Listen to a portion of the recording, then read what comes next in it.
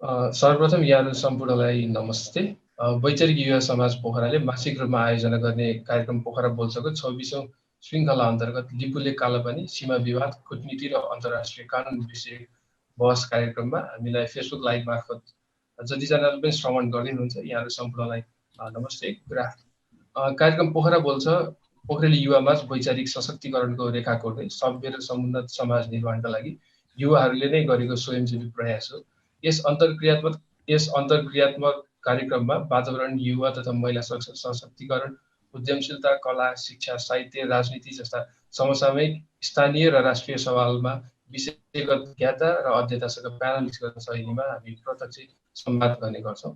र आजको शीर्षक रहेको छ लिपुले कालापानी, सीमा विवाद, कूटनीति र अन्तर्राष्ट्रिय कानुन।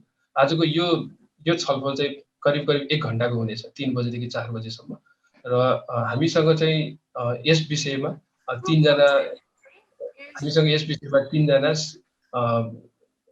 दखल राख्ने व्यक्तित्वहरू हुनुहुन्छ।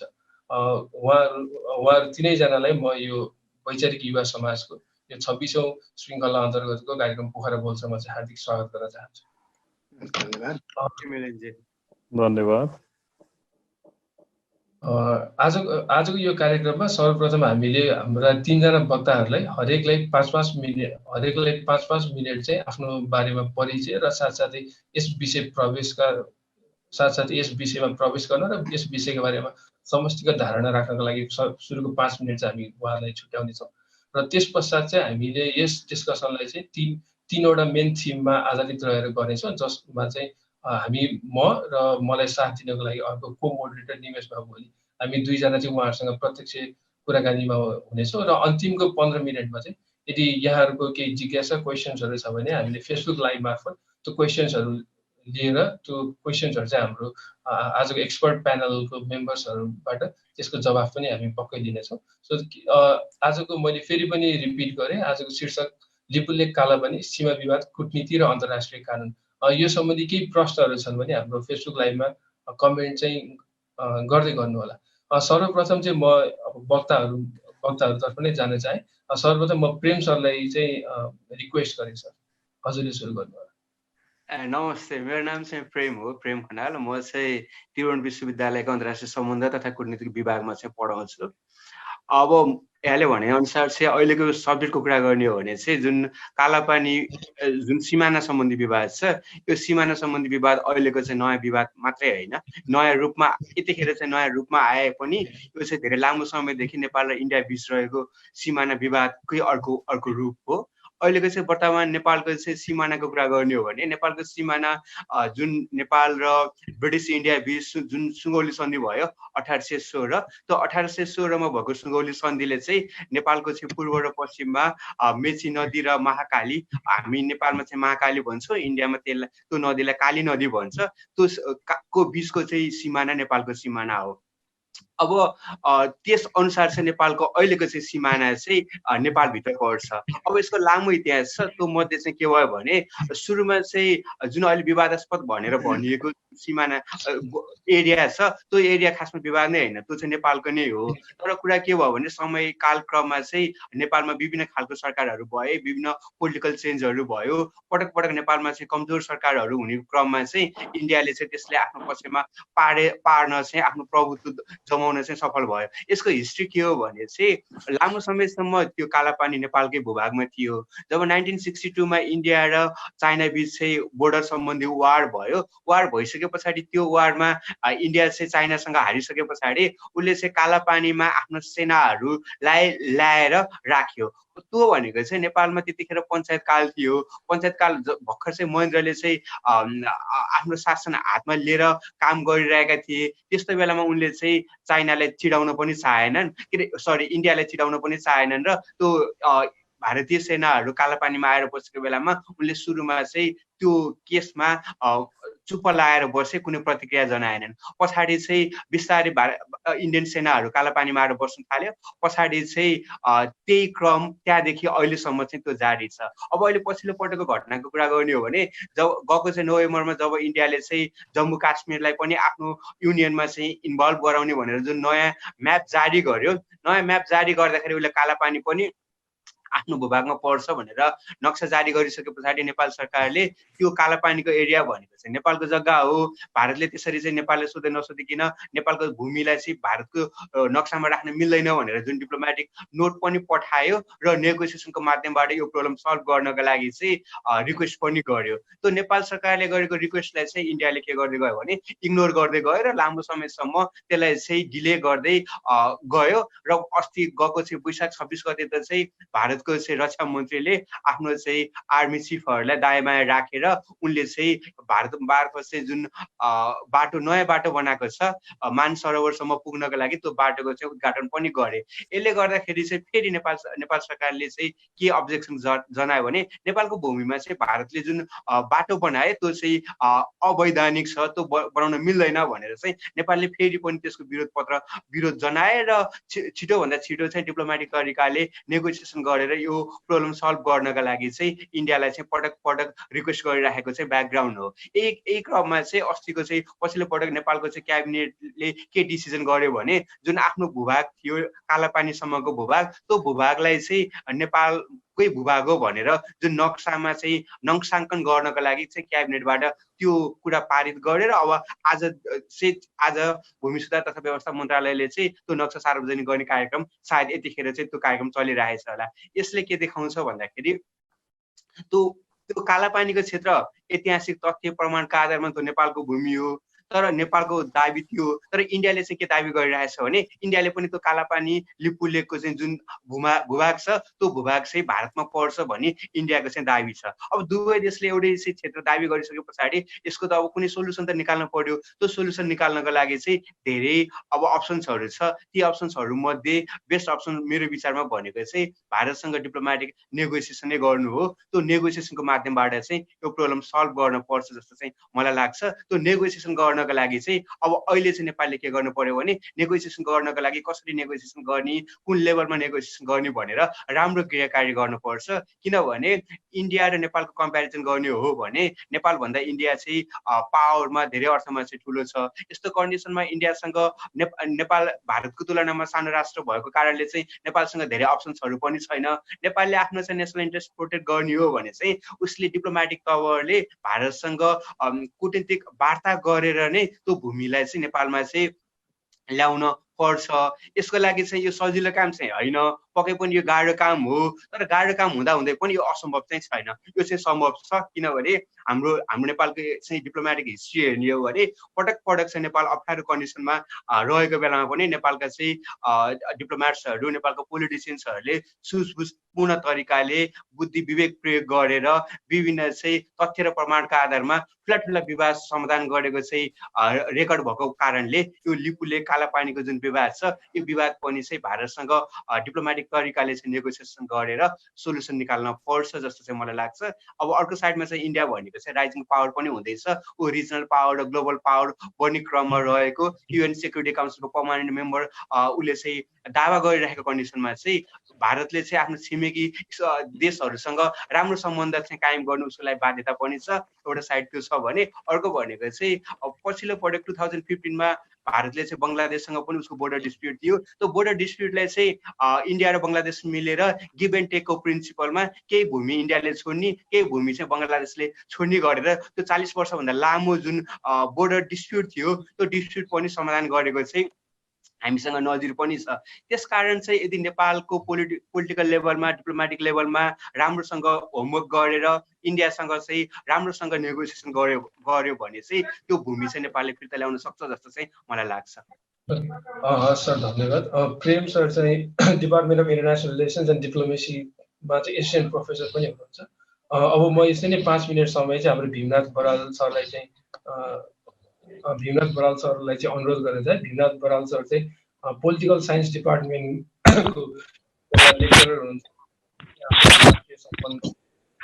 अहिले अब अध्ययन पनि गर्दै हुनुहुन्छ र हजुरले यो कुराहरू गर्ने बेलामा चाहिँ अलिकति जुन अब हाम्रो प्रेम सरले पनि उठाउनु भएको जस्तै राजनीतिक पार्टीहरू अथवा चाहिँ राजनीतिक रूपमा हामी कमजोर भएकाले पनि यो कुराहरू भयो भन्ने कुराहरू चाहिँ गर्नुभयो, त्यसलाई पनि अलिकति समेटेर चाहिँ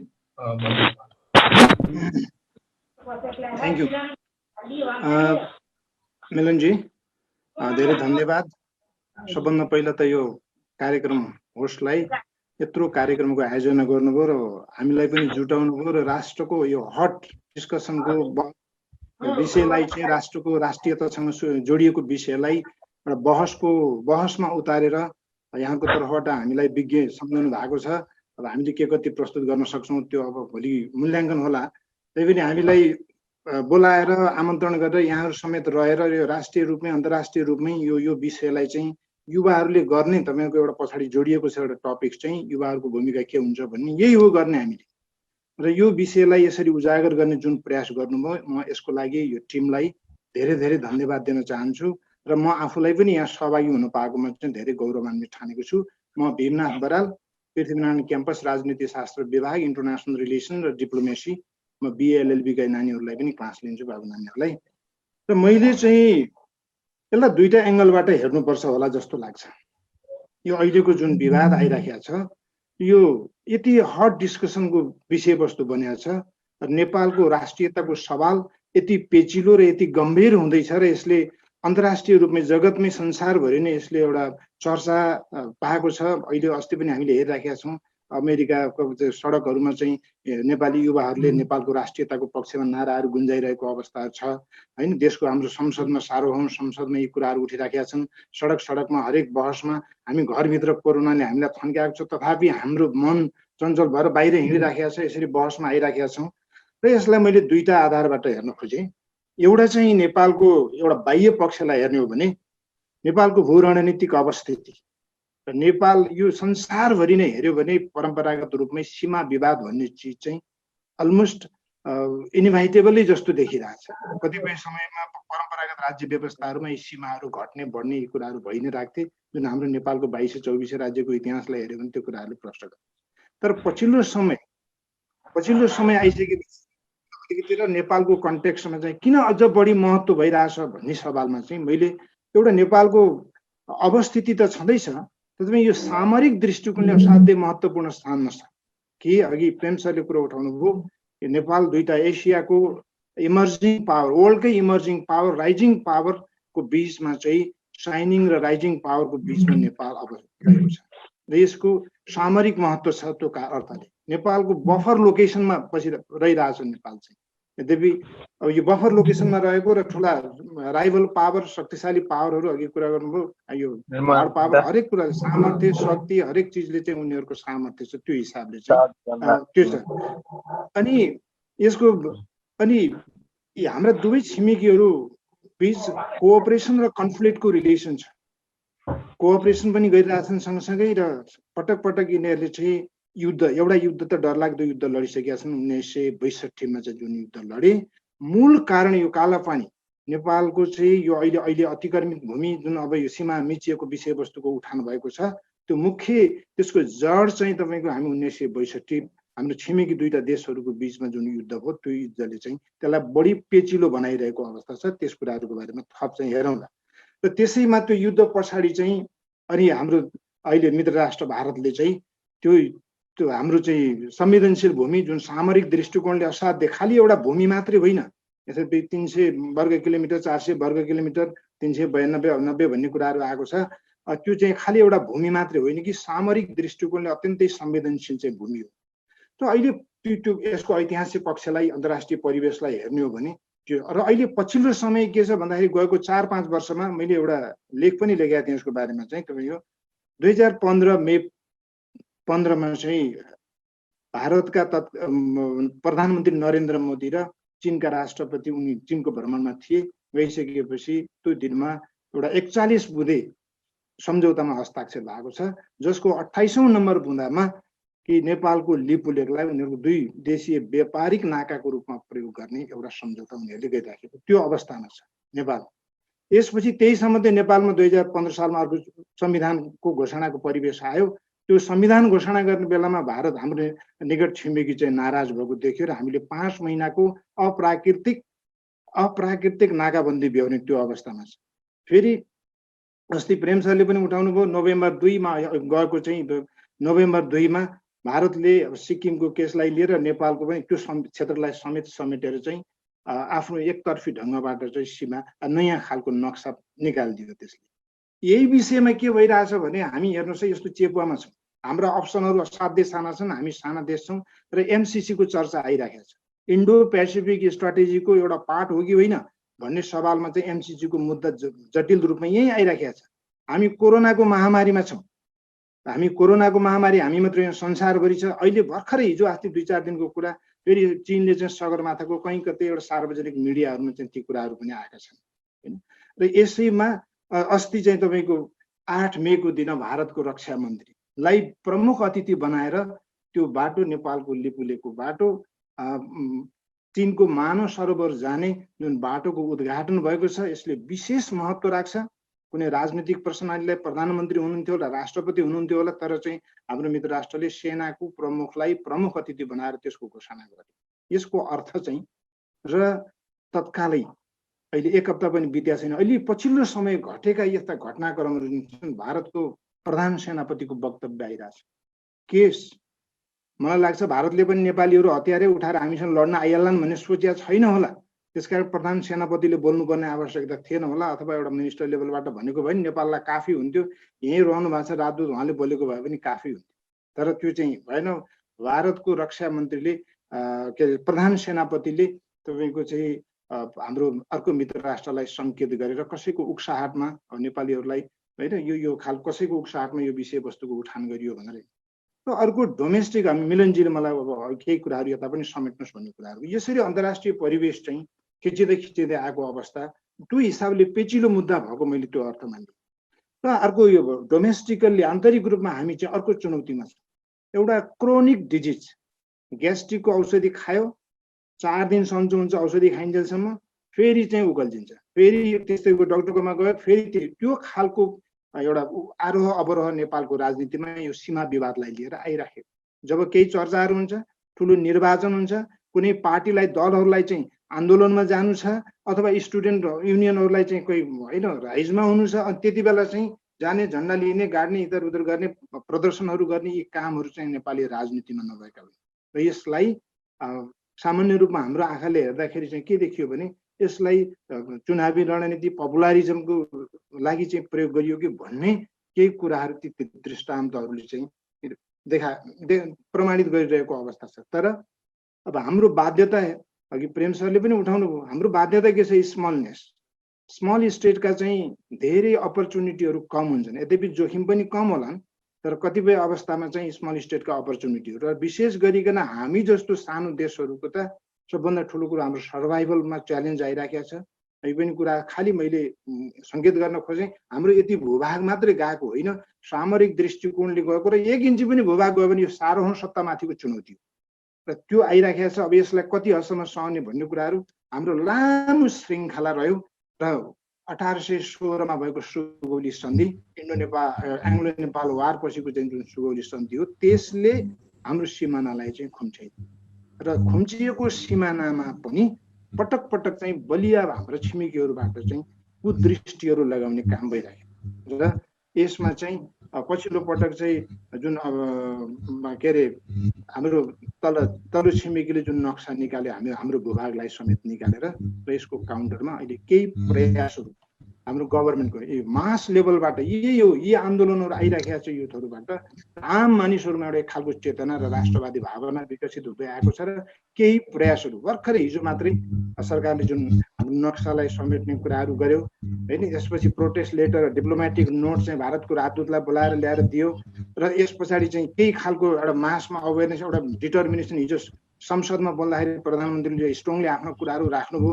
यी केही सकारात्मक सङ्केतहरू र अहिले मैले यो विषय चाहिँ मलाई लाग्छ विवाद नटुङ्गिने त भनेको छैन, तर यसको लागि के छ भने हाम्रोमा समस्या अहिलेसम्म हेर्दाखेरि चाहिँ हाम्रा इन्स्टिट्युसनहरू जसले राज्यको परराष्ट्र मामिला हेर्छन्, जसले राज्यको चाहिँ सेक्युरिटीको कुराहरू हेर्छन्, अब हामीले बाहिरबाट बोल्दाखेरि धेरै तात्विक अर्थ राख्दैन, तर हामी चाहिँ परराष्ट्र मन्त्रीको क्याबिनमा बसेर अनि उहाँले चाहिँ के गर्ने होला भनेर कमसेकम यी विज्ञान यो विषयका दखल राख्छन् भन्ने हिसाबले उनीहरूको सुझाव मान्नुपर्छ, सही निर्णय दिन्छन् भनेर। अथवा हामीमा धेरै दिग्गज मान्छेहरू हुनुहुन्छ, मलाई लाग्छ पहिला गाह्रो थियो, अहिले चाहिँ त्यस्तो गाह्रो छैन। राज्यलाई यो विषयमा धेरै अध्ययन गर्नु, सूक्ष्म अध्ययन गर्नुभएका, थुप्रै किताबहरू लेख्नुभएका खारिएका मान्छेहरू चाहिँ हुनुहुन्छ कानुनको क्षेत्रमा, प्रशासनको, न्यायको, अन्तर्राष्ट्रिय कानुन, सारा त्यो विषयहरूलाई समेट्ने त्यो खालको हाम्रो स्ट्रक्चर परराष्ट्र मन्त्रालयसँग छ। र कहिले कहिले के पनि देखियो भने हाम्रो कमजोरी पार्टीहरू जहिले पनि यहाँ कोही पटक पटक आइराखेका छ हाम्रा दलहरूका नेताहरू ल भारतीय राजदूतावासमा त्यसले हामीलाई प्रधानमन्त्री बनाइदिनु पर्यो, मन्त्री बनाइदिनु पर्यो भन्ने खालको यसरी चाहिँ उनीहरू निरन्तर धाउने गरेको सामान्य पोर्टफोलियो पनि काम गर्न मेन्टेन गर्न नसकेको भनेर यस्ता आलोचनाहरू पनि आइराखेका छन्। त्यसको बेनिफिट चाहिँ सक्षमले लिन्छ त्यो हामीले अनुभव गरिराखेका छौँ। तर मैले चाहिँ यो समस्यालाई असाध्य समस्याको रूपमा चाहिँ मानेको छैन। र फर्स्ट अफ अल हाम्रो दायित्व, हामी सबै नेपालीहरूको दायित्व लगभग चाहिँ अब यो राष्ट्रिय मुद्दा बनिसकेको छ। यसमा मलाई लाग्छ राष्ट्रिय आम सहमति पनि भएको छ। तर कहिले कहिले एउटा समस्या मैले के देखिरहेको छु भने सहमति भनेको एउटा नेकपाको चाहिँ कुनै सरकारमा हुँदा पार्टी चाहिँ सरकारमा हुँदाखेरि अर्को नेभी सिंहले विरोध गरेको गयो, विरोधको झन्डा लिएर गयो, अनि त्यसमा त्यो झन्डा लिएर जाने विरोध र्यालीमा अर्को पनि गएर मिसिने भन्ने कुरा त्यो सहमति होइन कि हामीले हाम्रो विदेश नीतिको बारेमा यद्यपि संविधानमा केही कुराहरू स्पष्ट छन् र त्यसलाई चाहिँ हरेक मुद्दाहरूमा हाम्रो यो सम्पूर्णको धारणा राष्ट्रिय सहमति यो भनेर कम्तीमा पनि कन्सेन्सस मेन्टेन गर्नुपर्छ। यसको इनिसिएसन सरकार पक्षले लिनुपर्छ। यसका केही पहल कदमीहरू भएका छन् र अनि यो भूमि चाहिँ हाम्रो हो भन्ने कुरा त हामीले प्रमाणित गर्नुपर्छ है। अब हामीले होइन यसमा चाहिँ यो भूमि हाम्रो हो र भारतले हस्तक्षेप गरेको छ भन्ने कुरो चाहिँ हाम्रा प्रमाणहरू जुटाउने कुराहरू कहिले कहिले लाजमर्दो कुरा हुन्छ। मैले आज सूर्य ढुङ्गेलजीको एउटा चाहिँ इन्टरभ्यू अस्ति के अरे आज हेरेको थिएँ र उहाँले चाहिँ ब्रिटिस लाइब्रेरीमा गएर हेऱ्यो भने ब्रिटेनको लाइब्रेरीमा मैले 5-6 वर्ष त्यहाँ काम गरेँ। जति भनौँ प्रमाण चाहिँ मलाई सरकारले आदेश दियोस् त्यस्ता मान्छेहरू छन् बाबै हुनु। हामीले किन हाम्रो थिङ्क ट्याङ्कहरूलाई किन प्रयोग गर्न सक्दैनौँ? त्यसले गर्दाखेरि हाम्रो चाहिँ पक्ष कमजोर भइरहेको छ। र तर अबको बाटो मैले त्यति निराशावादी चाहिँ भएको छैन है। 3-4वटा कारण मैले कन्क्लुड गरेँ। एउटा चाहिँ तपाईँको यो भारत स्वयंमा जसरी हाम्रो पत्रकारहरूले कुरा उठाउनु भएको छ, बुद्धिजीवीहरूबाट कुरा आएको छ, स्टुडेन्टहरूले कुरा उठाउनु भएको छ, भारतमा त्यत्तिकै सङ्ख्यामा चाहिँ नेपालको पक्षमा बोल्ने मान्छेहरू छ। नाकाबन्दी हुँदा पनि त्यो कुराहरू बोले। हाम्रा चाहिँ लगभग 50,000 जति चाहिँ 40,000 देखि 50,000को हाराहारीमा चाहिँ गोर्खा सैनिकहरू त्यहाँ छन्। कमसेकम तिनीहरूको कुछ न कुछ रोल छ। हामीहरूको चाहिँ के डाइमेन्सन्सहरू छन्, रिलिजियस, कल्चरल, अनि त्यसपछि चाहिँ हाम्रो सोसियल डाइमेन्सनहरू, इकोनोमिक डाइमेन्सन्सहरू छन् जसले हामीलाई छुट्याउनै सक्दैन। भोलि हामी कन्फ्रन्टेसनमा जानै सक्दैनौँ। तर के भने अहिलेसम्म हामीले चाहिँ यो विषयवस्तुलाई हामीले उठान गर्न सकेनौँ, हाम्रो पोल्टो दह्रो बनाउन सकेनौँ। त्यो क्षेत्र जहाँ भनिएको छ हामीले अघिल्लो संविधानै निर्माण गर्दाखेरि चाहिँ अहिले संविधान संशोधन गर्ने कुराहरू आए, त्यो चिजको यसको नक्सा हामीले तयार गर्न सकेनौँ। त्यहाँ हाम्रो प्रशासन पुर्याउन सकेनौँ, हाम्रो उपस्थिति जनाउन सकेनौँ। र खतराको चिन्ह चाहिँ के छ भने त्यहाँ चाहिँ त्यो अब उसमा जाँदाखेरि चाहिँ हाम्रो मान्छे कोही भेटिएन, कसैले त्यहाँ आन्दोलन दिने अगुवाई गर्ने, त्यहाँको कुराहरू सेयर गर्ने मान्छे नै भइदिएन। हामीले त्यहाँ राहत पुर्याउन सकेनौँ, हाम्रा नागरिकहरूलाई चिन्न सकेनौँ, उनीहरूको संरक्षण गर्न सकेनौँ भने अटोमेटिकली हराएर जान्छ। हाम्रो अकर्मण्यताको कारणले यो चुनौती बल्झिन सक्छ। मलाई लाग्छ अब यसलाई चाहिँ निरन्तर रूपमा अगाडि बढाउनु पर्छ। बाटो चाहिँ कठिन छ तर असम्भव छैन जस्तो मलाई लाग्छ। हुन्छ सर, तपाईँले एकदमै विस्तृत रूपमा लगभग सबै इस्युलाई नै कभर गरेर आफ्नो कुराहरू राख्दिनु भयो। यहाँलाई धेरै धेरै धन्यवाद। अब चाहिँ म निरव गेवालीजीकोमा जान चाहे। कृपया आफ्नो परिचय र साथसाथै यसलाई चाहिँ कानुनीविदहरूले अहिले नेपालमा कसरी हेरिरहेको छ र विशेष गरी तपाईँ आफै पनि एकजना युवा भएको नाताले युवाहरूले यो मुद्दालाई कसरी उठान गरिरहेका छन्, कसरी हेरिरहेका छन्, यो 3टा कुरालाई चाहिँ छोटोमा चाहिँ मिलाएर भन्नु होला। नमस्कार, मेरो नाम निरव गेवाली, म सामान्य वकिल हुँ। म वाणिज्य तथा कर्पोरेट क्षेत्रमा आफ्ना क्लाइन्टहरूलाई राय परामर्शहरू दिने गर्दछु। म अन्तर्राष्ट्रिय कानुनका हकमा यसको विज्ञ होइन, सामान्य इन्थुजियास्टसम्म हुँ र मैले यहाँ प्रस्तुत गर्ने सन्दर्भहरूलाई पुनर्चेक गरियो, रिचेक गरियो भने त्यसले आफ्नै जुन नलेज हुन्छ त्यसको विकास हुन्छ। त्यसपछि त्यो सन्दर्भहरूलाई एकचोटि चेक पनि गरिदिनुहोस्, त्यसले होराइजन ब्रोडन नै हुने हो।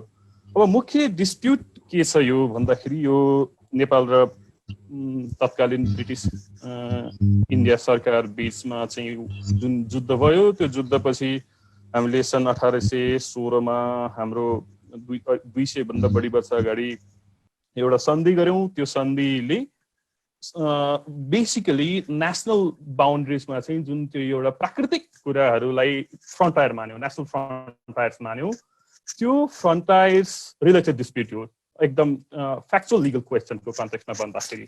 यो लिगल क्वेसन के हो भन्दाखेरि हाम्रो पश्चिमी जुन टेरिटोरी छ त्यो पश्चिमको जुन नर्थ वेस्टको टेरिटोरी छ त्यसले के डिमार्केट गर्ने भन्दाखेरि नेपाल र कम्पनी त्यसको बिचका करेस्पोन्डेन्सहरूले पनि सपोर्ट गर्छ, त्यो मेरो हातमा अहिले पनि छ। त्यसले के भन्यो भन्दाखेरि हाम्रो पश्चिमतर्फको नक्सा के हो भन्दाखेरि काली नदी हो, काली नदी हो। अनि अहिलेको टेक्निकल्ली भन्दाखेरि अहिलेको विवाद के हो भन्दाखेरि काली नदीको उद्गम के हो, टेक्निकल लिगल सेन्समा भन्दाखेरि यति नै हो। काली नदीको विवाद के हो, कुन हो, ओरिजिन कुन हो, किन भन्दाखेरि हामीले अनि त्यसको लागि चाहिँ हामीसँग यथेष्ट प्रमाणहरू छन् जस्तो मलाई लाग्छ र कतिपय प्रमाणहरू चाहिँ हामीले जुटाउन सक्छौँ।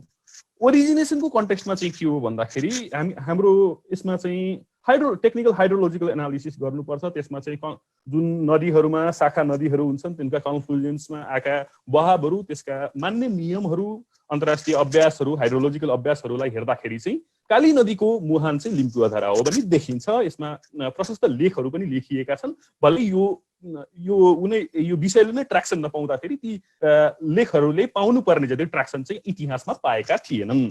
ओरिजिनेसनको कन्टेक्स्ट। अर्को कुरा भनेको विवाद समाधानको हल के हो। यसका दुईवटा कुरा हुन्छन्। अन्तर्राष्ट्रिय विवाद, देश बीचका अन्तर्राष्ट्रिय विवाद हल गर्ने दुई मुख्य तरिका हुन्छन्। एक भनेको चाहिँ लिगल सोलुसन, अर्को भनेको डिप्लोमेटिक सोलुसन। तर यी दुवै कुराहरूमा चाहिँ डिप्लोमेटिकको पार्ट र लिगल पार्ट सँगसँगै पनि जाने अवस्थाहरू हुन्छन्। अब लिगल सोलुसन गर्दाखेरि चाहिँ अब के भन्दाखेरि अन्तर्राष्ट्रिय अदालतबाट गर्ने भन्ने चर्चाहरू पनि हुन्छन्, तर त्यो सम्भव छ जस्तो मलाई लाग्दैन। त्यो किन सम्भव छैन भन्दाखेरि हाम्रो अन्तर्राष्ट्रिय अदालत जुन छ त्यसले फङ्सन गर्नको लागि त्यसको रुलहरू सेट गर्नको लागि एउटा रुल भने अर्को मेन कानुन भनेको चाहिँ आइसिजे स्ट्याट्युट हो। आइसिजे स्ट्याट्युटले पक्ष राष्ट्रहरूको विवाद कुन अवस्थामा चाहिँ आइसिजेले ग्रहण गर्ने त्यो सम्बन्धमा के बोल्छ। यसमा चाहिँ के हो भन्दा आइसिजेको क्षेत्राधिकार मूलतः हामीले पढेको दुई खालको हुन्छ। एउटा भनेको कन्टेन्सियस जुरिस्डिक्सन हो भने अर्को भनेको एडभाइजरी जुरिस्डिक्सन हो। तर यो कन्टेन्सियस जुरिस्डिक्सनको नेचर हेर्दाखेरि चाहिँ कस्तो छ भन्दाखेरि राष्ट्र बीचको विवाद चाहिँ अल्टिमेटली तिनीहरू चाहिँ आइसिजेबाट चाहिँ विवाद समाधान गर्न चाहन्छन् भन्ने कुरा चाहिँ एउटा पूर्व घोषणा वा केस बेसिसमा ल हामी मिलेर जाउँ है भन्ने कुरा हो। अब यो सीमा विवाद जुन छ त्यसको हकमा चाहिँ के छ भन्दाखेरि इन्डियाले नचाहँदासम्म हामीले आइसिजेले क्षेत्राधिकार ग्रहण गर्न मिल्दैन। यसका केही पूर्ववर्ती सन्दर्भहरू पनि छन् जुन म जोड्छु। त्यसमा के छ भन्दाखेरि आइसिजेको आर्टिकल 36(1)(2) हेर्नुपर्छ। त्यसमा चाहिँ के भन्छ भन्दाखेरि यो आइसिजेको कम्पल्सरी जुरिस्डिक्सन माग्दाखेरि पक्ष राष्ट्रहरूले चाहिँ सर्टेन डिक्लेरेसनहरू गर्नुपर्ने हुन्छ। सर्टेन डिक्लेरेसनहरू गर्दाखेरि चाहिँ के भन्छ भन्दाखेरि यो यो यो अनि त्यो गर्दाखेरि कतिपय अवस्थामा रिजर्भेसन पनि राख्नु पाइन्छ। र पछिल्लो 2019 त्योभन्दा पहिला 1974 को एउटा इन्डियाको डिक्लेरेसन थियो। ती दुवै उसमा चाहिँ के छ भन्दाखेरि चाहिँ टेरिटोरियल म्याटर्सहरूमा चाहिँ आइसिजेले ग्रहण मान्दिन भनेर इन्डियाले डिक्लेरेसन सबमिट गरेको छ। त्यसको अर्थ के हो भन्दाखेरि त्यो प्रोभिजन इन्डियाले जुन प्रोभिजन मानेको त्यो अनुसार उसका विरुद्धमा कन्टेन्सियस जुरिस्डिक्सन भित्र प्रवेश गर्न असम्भव जस्तै छ। कुनै डिक्लेरेसन भयो र त्यसमा नगरेकै आधारले गर्दाखेरि आइसिजेले जुरिस्डिक्सन ग्रहण गर्ने नगर्ने भन्ने सम्बन्धमा चाहिँ सन् 1999 को 1999 को एउटा केस रिलेभेन्ट छ। 1999 को एउटा केस कुन हो भन्दाखेरि भर्खरै यो कारगिल वालको तातो भागिनै थियो दुई देशहरू बीचमा।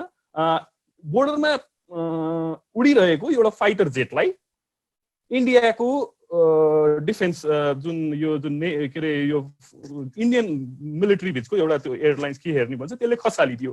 त्यसपछि गयो पाकिस्तान अन्तर्राष्ट्रिय अदालतमा उसले अनि त्यसमा यो जुरिस्डिक्सनको प्रश्न चाहिँ रिलेभेन्ट भएको थियो र आइसिजेले के भन्यो भन्दाखेरि चाहिँ त्यो जुरिस्डिक्सन छैन, नमानेसम्म मैले ग्रहण गर्नु मिल्दैन भनेर मूलतः जुरिस्डिक्सनकै आधारमा त्यो केस लिएन। त्यसमा फर्दर जाने कुरा पनि हुँदैन। आइसिजेमा फेरि अनि अर्को कुरा भनेको साथीहरूले के पनि भन्छन् भने त्यो त भएन, तर चाहिँ तत्काल पछि जेसुकै होला जुरिस्डिक्सनको कुरा पछि फाइनल हुँदै पनि जाला हाम्रो चाहिँ आइसिजे स्ट्याट्युटको अब जुन 41 मा चाहिँ टेम्पोररी मेजर छ त्यसमा त्यो अनुसार गर्न मिल्छ। टेम्पोररी मेजर भनेको अन्तरिम प्रतिनिधिको आदेश कुनै इरिभेबल हार्म हुने भयो त्यो गर्दाखेरि भन्ने।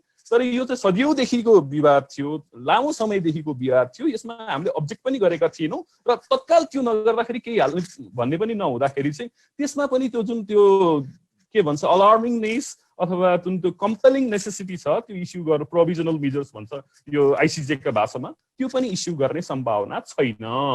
अर्को आइसिजे को जुरिस्डिक्सन भनेको चाहिँ के हो भन्दाखेरि एडभाइजरी जुरिस्डिक्सन हो। यसको बाइन्डिङ इफेक्ट नभए पनि सिग्निफिकेन्ट मोरल फोर्स चाहिँ क्यारी गरेकै हुन्छ यसले। त्यो सिग्निफिकेन्ट मोरल, तर त्यो अनुसार पनि किन जान मिल्दैन भन्दाखेरि त्यो आइसिजे को advisory jurisdiction it has a limitation to be it has a compulsion to be limited किन भन्दाखेरि लिगल क्वेसनमा। तर हाम्रो बाउन्ड्री डिमार्केसनको कन्टेक्स्ट त फ्याक्चुअल क्वेसन पनि हो।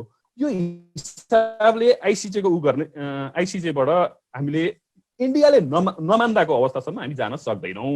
अर्को भनेको हाम्रो विकल्प भनेको डिप्लोमेटिक च्यानलै युज गर्ने हो। अब अर्को कुन डिप्लोमेटिक च्यानल युज गर्ने त? त्यसको लागि त हामीसँग लेभरेज चाहिँ के हो त नि? इन्डियाले यत्तिकै मान्छ। इन्डियाले हाम्रो कुरा मान्नु पर्ने बाध्यता के हो? जबसम्म हामी चाहिँ अन्तर्राष्ट्रिय सम्बन्धका जानकारहरूले आफ्ना राज्यको लागि चाहिँ यो हाम्रो लेभरेज पोइन्ट के हो भनेर एडभाइस गर्न सक्दैनौँ, अन्य सबै कुराहरू गर्छौँ। हाम्रो लेभरेज पोइन्ट के हो त? यो एकदमै इम्पोर्टेन्ट छ। यो पहिलाउनु एकदमै इम्पोर्टेन्ट छ। अहिलेसम्म मैले पर्सनली मेरो एक्सपर्टिजको क्षेत्र पनि होइन, लेभरेज पोइन्ट के छ भन्ने कुरा चाहिँ मलाई थाहा छैन। तर खोजी गर्दा पाइँदै नपाइने भन्ने पनि होइन। के मेरो एउटा स्पेकुलेसनसम्म छ यो, यसबारेमा म अर्को उसमा भन्छु। अर्को भनेको चाहिँ के हो भन्दाखेरि यस मुद्दालाई हामीले तीव्र रूपमा अन्तर्राष्ट्रियकरण चाहिँ गर्न सक्नुपर्छ। तीव्र रूपमा अन्तर्राष्ट्रिय गर्न सक्ने हामीले हाम्रो युएन चार्टर अनुसार चाहिँ 33, 34, 35 अनुसार चाहिँ हामी सबै मेम्बर नेसन्सहरूलाई चाहिँ कुनै यस्ता विषयहरू चाहिँ सेक्युरिटी काउन्सिलमा र लाने पाउने अधिकार छ। अर्को कुरा भनेको हामीले जनरल एसेम्ब्लीमा पनि यसलाई उ गर्न सक्छौँ। त अल्टिमेटली यसको रिजोल्युसन भनेको मैले देखेको के हो भन्दाखेरि बाउन्ड्रीको जुन डिलिमिटेसन कमिसन हुन्छ त्यो हामीले फर्म गर्न हाम्रो सबै जुन हाम्रो डिप्लोमेटिक वेपन्सहरू अथवा रिसोर्सेसहरू छ, ट्र्याक 1, ट्र्याक 2, ट्र्याक 3 सम्मको जुन डिप्लोमेसी छ त्यो प्रयोग गरेर हामीले बोर्डर कमिसन बनाउन नसक्दासम्म अरूको प्रयोजन भनेको बौद्धिक खपत मात्रै हुन्छ। यति नै अहिले। अब चाहिँ मैले प्रेम सरलाई एउटा प्रश्न सोध्न गइरहेको छु र प्रश्न चाहिँ हामीले कूटनीतिक माध्यमबाट यो समस्या समाधानको लागि पहल सुरु गर्यौँ भने हामीले चाहिँ र समाधान उन्मुख भयो भने पनि हामीले चाहिँ के गुमाउनु पर्ने हुन्छ यदि राम्ररी नै इन्डिया माने अथवा हामीले चाहिँ गिभ एन्ड टेकमा चाहिँ के दिनुपर्ने हुनसक्छ र यदि कूटनीतिक पहल चाहिँ फेल भयो भने जस्तो हामीसँग भएको अप्सन चाहिँ कसैलाई मेडिएट गर्न लाउने अथवा अघि तपाईँले भने जस्तै इन्डिया बङ्गलादेशको बोर्डर इस्युमा चाहिँ आर्बिट्रेसनबाट सल्भ भएको थियो र निरव सरले भने जस्तै अदालत जाने त्यसको पनि विभिन्न प्रक्रियाहरू होलान् अथवा अन्तर्राष्ट्रियकरण गर्ने भन्ने कुराहरू भयो र त्यसमा चाहिँ नेपालले चाहिँ के गुमाउनु अथवा के दिन सक्नु पर्छ इन्डियालाई अथवा के चाहिँ दिनु इन्डियाले चाहिँ कसरी यो समाधान उन्मुख चाहिँ हुन सक्ला, इन्डिया चाहिँ कसरी ट्र्याकमा आउन सक्ला? Thank you. सर्वप्रथम त चाहिँ दिनै नपरोस्।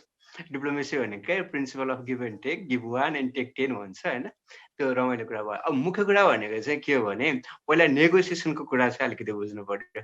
नेगोसिएसन अब कन्ट्रीहरू बिच अथवा विभिन्न पक्षहरू बिच विभिन्न प्रब्लमहरू आउनु स्वाभाविकै कुरा हो। अहिले ग्लोबलाइज वर्ल्डमा कन्ट्रीहरू बिच धेरै खालको चाहिँ डिपेन्डेन्सी हुन्छ होइन। अब हाम्रो कुरा गर्ने हो भने इन्डियासँगको सम्बन्धको कुरा गर्ने हो भने बोर्डर डिस्प्युट एउटा लामो समयदेखि चाहिँ रहेको एउटा चाहिँ मुद्दा छ। यसले गर्दाखेरि दुईटा देशहरूको सम्बन्धमा नै नराम्रो खालको चाहिँ नकारात्मक असर परेको छ।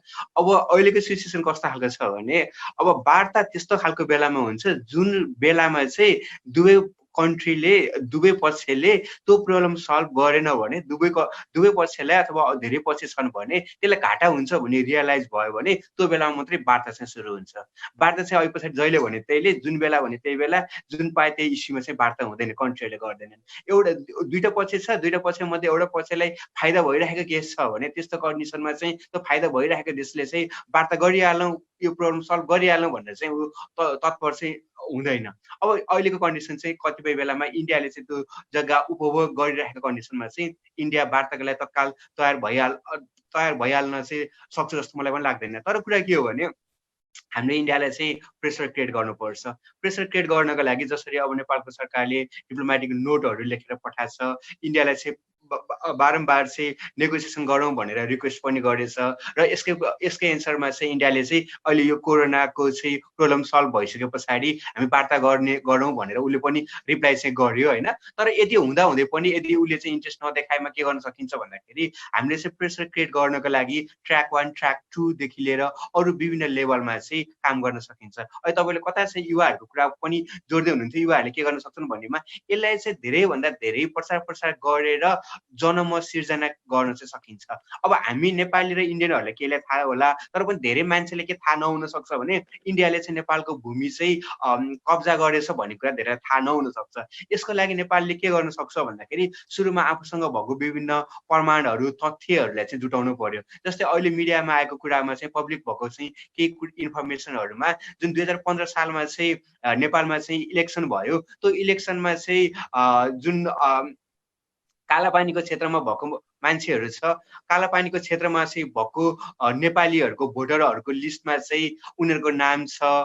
उनीहरूले चाहिँ त्यहाँको इन्डियन गभर्मेन्टले चाहिँ उनीहरूलाई नेपाल सरकारलाई चाहिँ जग्गाको तिरोतिर भनेर दिएको चाहिँ रसिदको प्रमाणहरू छ देखि लिएर अरू जे जति चाहिँ नेपालसँग सुगौली सन्धिकै कुराहरू पनि भयो, जे जति चाहिँ प्रमाणहरू छ त्यो प्रमाणहरूलाई चाहिँ जम्मा गरेर सकेसम्म अब डिप्लोमेटिक नेगोसिएसनलाई स्ट्रङ बनाउनको लागि विभिन्न चाहिँ नेपालको सरकारसँग अथवा इन्टरनेसनल लाइब्रेरीदेखि लिएर कहाँ कस्तो खालको प्रमाणहरू छ, ऐतिहासिक नक्साहरू, दस्तावेजहरू जुटाएर चाहिँ नेगोसिएसनको लागि चाहिँ प्रिपेयर गर्नुपर्छ। अब यसको लागि 2-3टा कुराहरू हुन सक्छ। खासमा चाहिँ कालापानी चाहिँ किन चाहिँ इन्डियाको लागि, इन्डियाको मेजर इन्ट्रेस्ट के छ त कालापानीमा, त्यो भनेको चाहिँ इन्डियाको लागि के छ भने कालापानी किन इम्पोर्टेन्ट छ भने त्यो स्ट्राटेजिक लोकेसन हो। त्यहाँबाट चाहिँ इन्डियालाई चाहिँ चाइनालाई चाहिँ काउन्टर गर्नको लागि त्यो इम्पोर्टेन्ट जियोग्राफी हो एउटा कुरा। अर्को कुरा इन्डियाको लाई चाहिँ धेरै मान्छेहरू मानसरोवरसम्म जानको लागि चाहन्छन्, किनभने इन्डियामा चाहिँ थुप्रो हिन्दूहरू छ, उनीहरू मानसरोवर तीर्थ यात्रा जानको लागि चाहन्छ। अर्को भनेको चाहिँ त्यसको चाहिँ व्यापारको लागि पनि चाहिँ त्यो नाका भनेको इम्पोर्टेन्ट नाका हो, किनभने चाइना र इन्डियाको लागि सबैभन्दा नजिकको चाहिँ डिस्टेन्स भनेको चाहिँ जुन कालापानीको क्षेत्रबाट बन्छ। त्यही भएर इन्डियाको लागि मुख्य गरेर कालापानीको क्षेत्र इम्पोर्टेन्ट भनेको चाहिँ एउटा स्ट्राटेजिक लोकेसनको लागि, अर्को भनेको चाहिँ रिलिजियस टुरिज्मको लागि, अर्को भनेको चाहिँ ट्रेडको लागि हो होइन। त्यही भएर चाहिँ इन्डियाले सकेसम्म त्यो चाहिँ एरिया सजिलै चाहिँ नछोड्नको लागि उसले चाहिँ प्रयास गर्छ। यस क्रममा विभिन्न खालको कुराहरू आइरहेछ।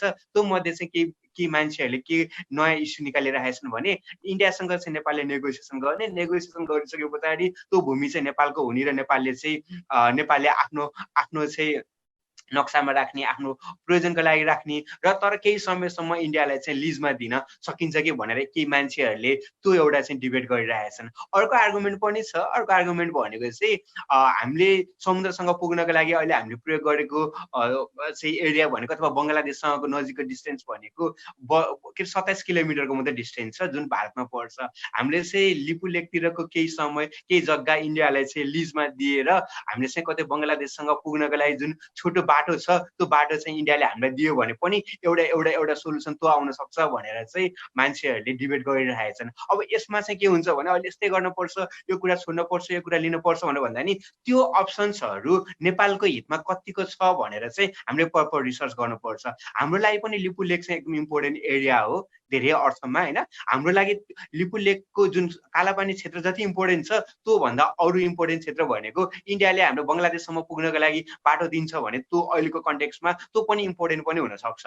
हामीले यस्ता चाहिँ अरू अप्सन्सहरू पनि हेरेर प्रपर तरिकाले रिसर्च गरेर देशको हित कसरी हुन्छ भन्ने कुरा चाहिँ रिसर्चबाट चाहिँ पत्ता लगाएर इन्डियासँग चाहिँ नेगोसिएसन चाहिँ गर्नुपर्छ जस्तो लाग्छ मलाई। धन्यवाद सर हजुरको उत्तरको लागि। र मैले भीमनाथ सरलाई चाहिँ अर्को प्रश्न सोध्न चाहेँ। र हाम्रो नेपाल र हामी सबै नेपाली चाहिँ अब समृद्धिको यात्रामा अथवा उन्नतिको यात्रामा अगाडि बढ्दै जाँदाखेरि र अहिलेको विषम परिस्थिति कोरोना पेन्डेमिकदेखि लिएर धेरै कुराहरूबाट जुझ्दै हामी अगाडि बढिरहेका थियौँ अगाडिदेखि नै पनि। र यो भारतसँग चाहिँ यो अहिले सीमा विवादले गर्दाखेरि जुन सम्बन्धमा ह्रास आइरहेको छ र भारतसँग हामीले कन्फ्रन्टेसन गरेर अगाडि बढ्न पक्कै पनि सक्दैन होला र भारतलाई पनि रिजाएर कसरी हुन्छ मिलेर अथवा हाम्रो समृद्धिको यात्रा चाहिँ कसरी अगाडि बढाउन सक्छौँ सबै कुरालाई ब्यालेन्समा राखेर। किनभने भारतसँग हामी ल्यान्डलक कन्ट्री भएको कारणले गर्दाखेरि हामीलाई त्यति धेरै सजिलो पनि छैन यो विषयमा। र यो विषयमा केही भन्नुहुन्थ्यो कि? Thank you. विषय हामी सीमा विवादको कुरा गरिरहेका थियौँ, त्यसमा समृद्धिलाई जोड दिनुभयो। जरुर अब त्यो विषय पनि कुछ न कुछ ढङ्गबाट चाहिँ जोडिन्छ नै। मैले अघि के निवेदन गरेँ भने त्यो अहिले जुन सीमा विवाद चर्केको स्थान छ त्यो खालि सीमित एउटा कुनै भूभाग मात्र होइन, यसको स्ट्राटेजिकल इम्पोर्टेन्स छ, सामरिक महत्त्व छ। त्यो कारणले पनि उनीहरू लाग्ने पनि त्यसरी नै लागिरहेका छन् र हामीले पनि अब त्यो विषयलाई त्यत्तिकै जोडतोडको साथ चाहिँ उठाउनु पर्ने छ। र अर्को चाहिँ सँगसँगै जोडिएर आयो अब फेरि हामी त त्यस्तै छौँ, हामी सानो भूगोलमा साना छौँ, हाम्रो सामर्थ्य सानो छ र हामी तीनतिरबाट दक्षिण छिमेकीसँग चाहिँ घेरिएका छौँ छिमेकीबाट। र हामीलाई आफ्नै कन्स्ट्यान्टहरू, हाम्रा बाध्यताहरू, हाम्रा सीमाहरू छन्। र यो बिचमा हामीले अब अहिले त यो संसार दुनियाँको चाहिँ समस्याको कुरा भयो समृद्धिको चाहिँ, होइन? यसको अलावा अब सामान्य अवस्थामा पनि हामी अब समृद्धिको यात्रामा एउटा राजनीतिक यो द्वन्द्व, राजनीतिक गन्तव्य हामीले हासिल गरिसकेको हो र हामीले चाहिँ अब समृद्धि हासिल गर्नुपर्छ भन्ने एउटा राष्ट्रिय बहसकै रूपमा चाहिँ अब सबै नेताहरूले भन्दै आए, सरकारले त्यही पोलिसीमा कुराहरू गर्दै आए, हामी पनि त्यही कुराहरू अब सधैँ राजनीति भनेर हिँड्नु हुँदैन, राजनीतिक इस्युहरूलाई अब छोड्नुपर्छ।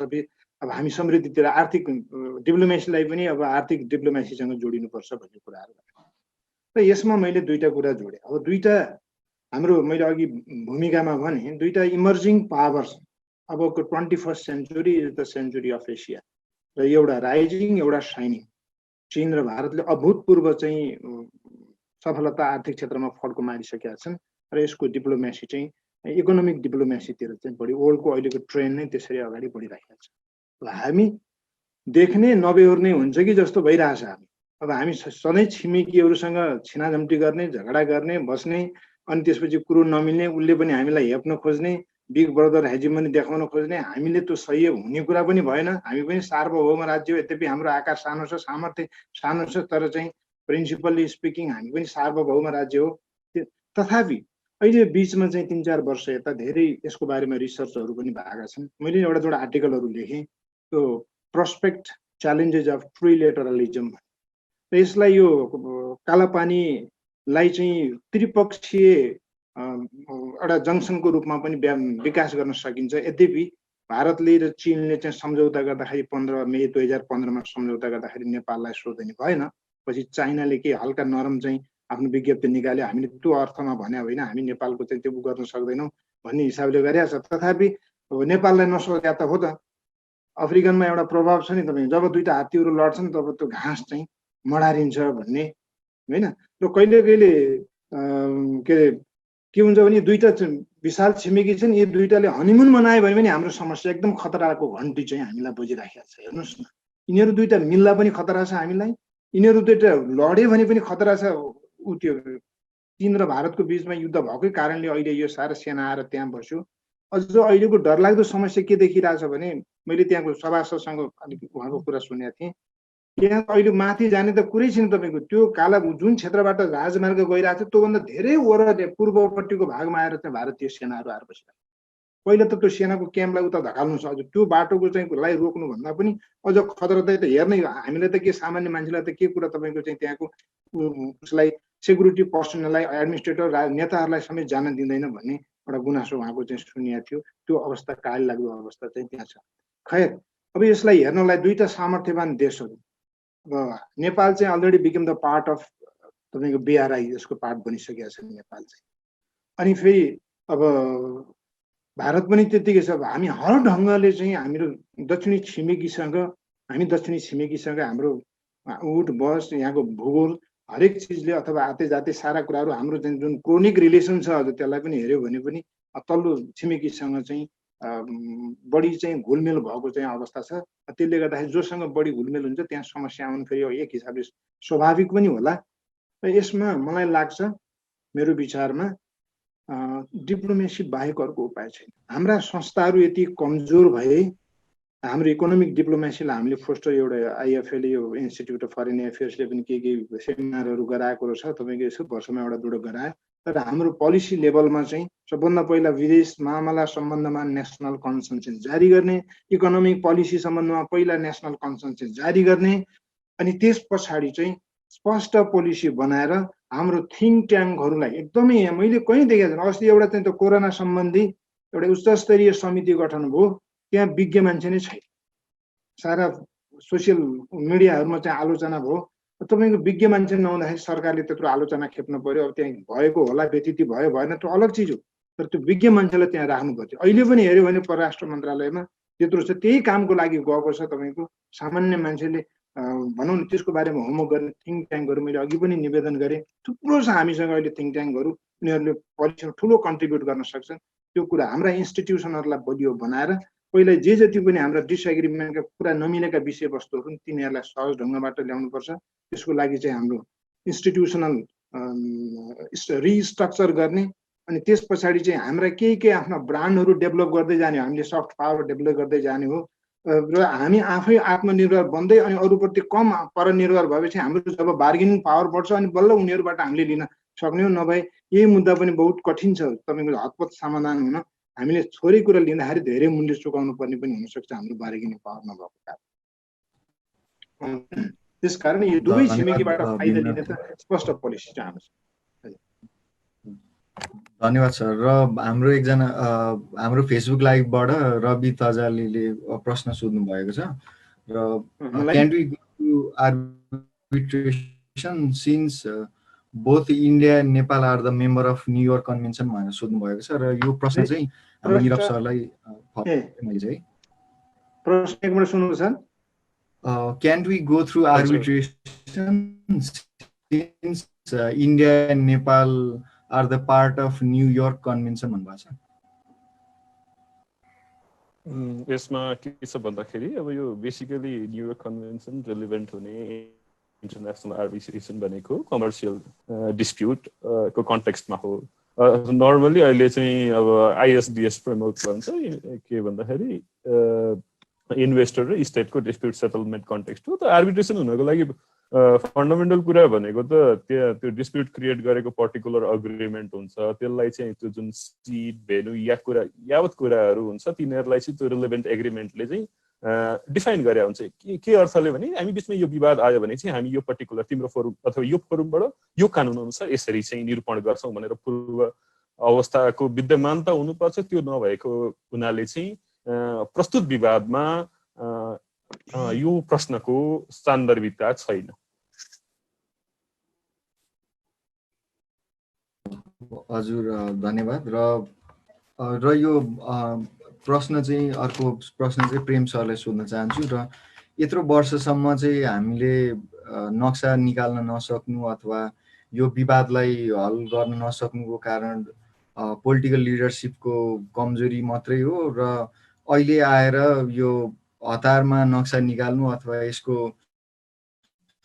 महत्त्व चाहिँ कुन तरिकाले देखिन्छ र हाम्रो नेपालको पोलिटिकल लिडर्स अथवा पब्लिकले चाहिँ यो समस्या हल गर्नको लागि कस्तो तरिकाको नेतृत्व लिन सक्नुपर्छ भन्ने प्रश्न राख्न चाहे। सही कुरा।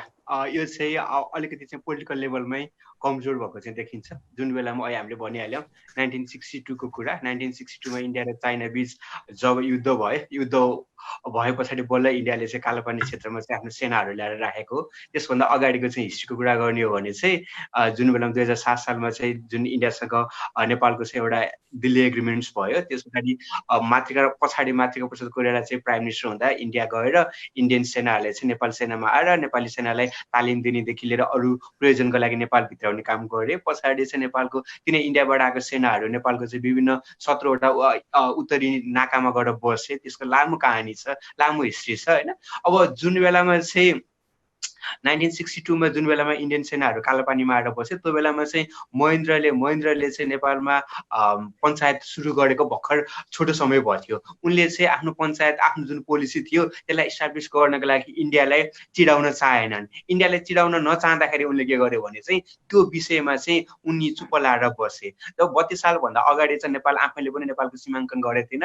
पछाडि 35-36 सालतिर नेपाल र इन्डियाको जुन जोइन्ट कमिसनले चाहिँ नेपाल र इन्डियाको बोर्डरको बारेमा चाहिँ सर्वे गर्दै चाहिँ बोर्डर छुट्याउँदै गयो। 10 गजामा विभिन्न पिलरहरू राख्दै गयो। त्यस पछाडि जाँदाखेरि यिनीहरू चाहिँ कालापानी लिपुलेक पुगिसके पछाडि लिम्पुरा धुरासम्म जाने क्रममा पनि उनले चाहिँ नेपाल सरकारलाई सोध्दाखेरि त्यो चाहिँ अब अहिले चाहिँ इन्डियासँग एउटा चाहिँ यसको बारेमा चाहिँ अहिले त्यहाँभन्दा माथि चाहिँ नजाऊ, पछि चाहिँ टुङ्ग्याम्ला भन्ने। अरू सबै ठाउँमा चाहिँ विवाद चाहिँ टुङ्गिसक्यो। तर लिम्पुरा धुरासम्म चाहिँ जानको लागि त्यही बेलाको चाहिँ सरकारले पनि नेपालको चाहिँ टोलीलाई चाहिँ पर्मिसन दिएन होइन। किनभने त्यो भनेको चाहिँ इन्डिया सरकारसँग अलिकति डरको मानसिकताले पनि हो। त्यही भएर हाम्रो नेपालको चाहिँ फरेन एफेयर्स हेर्ने हो भने, हिस्ट्री हेर्ने हो भने, एउटा हिस्ट्री भनेको चाहिँ फियर साइकोलोजीले चाहिँ रहनु भएको देखिन्छ। जब पृथ्वीनारायण शाहले नेपाल युनिफाइड गरे त्यो बेलामा 2224 राज्यहरूलाई ब्रिटिस इन्डियाले चाहिँ कब्जा गर्न सक्ने भएर पनि त्यो डरले उनले चाहिँ नेपाललाई युनिफाइड गरे।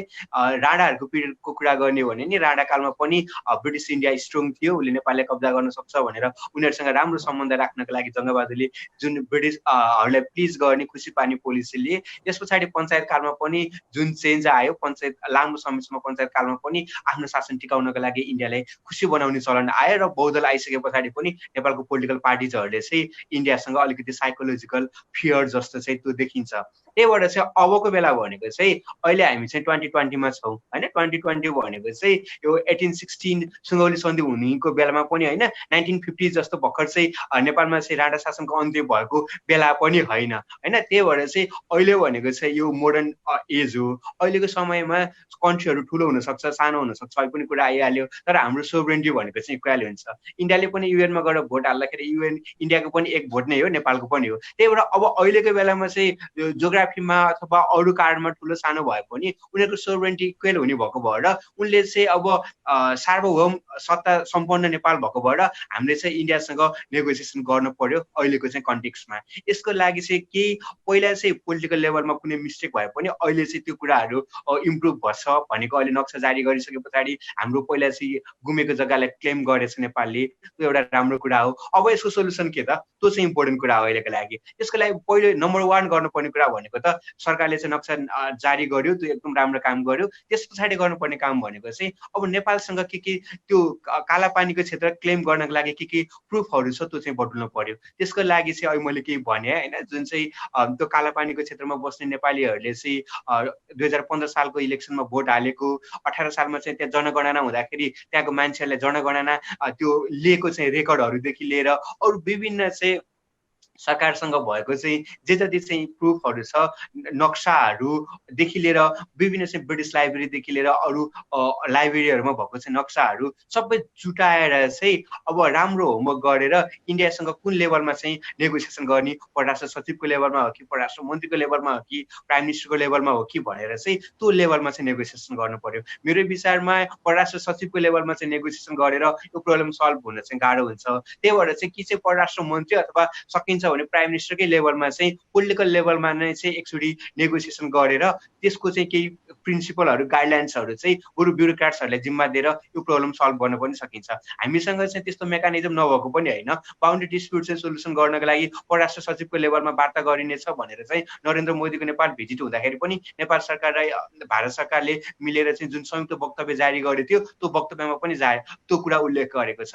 हामीसँग टेक्निकल वर्किङ ग्रुपहरू पनि छ, उनीहरूले चाहिँ बााउन्ड्री डिस्प्युटको बारेमा चाहिँ विभिन्न सर्वेहरू गरेर त्यो प्रब्लमहरू सल्भ गरेको रेकर्डहरू पनि छ। तर पनि अहिले चाहिँ कालापानी र जुन सुस्ताको चाहिँ डिस्प्युट छ यो डिस्प्युट सल्भ गर्नका लागि चाहिँ हाई लेभल पोलिटिकल लेभलमा नै नेगोसिएसन गर्नुपर्छ।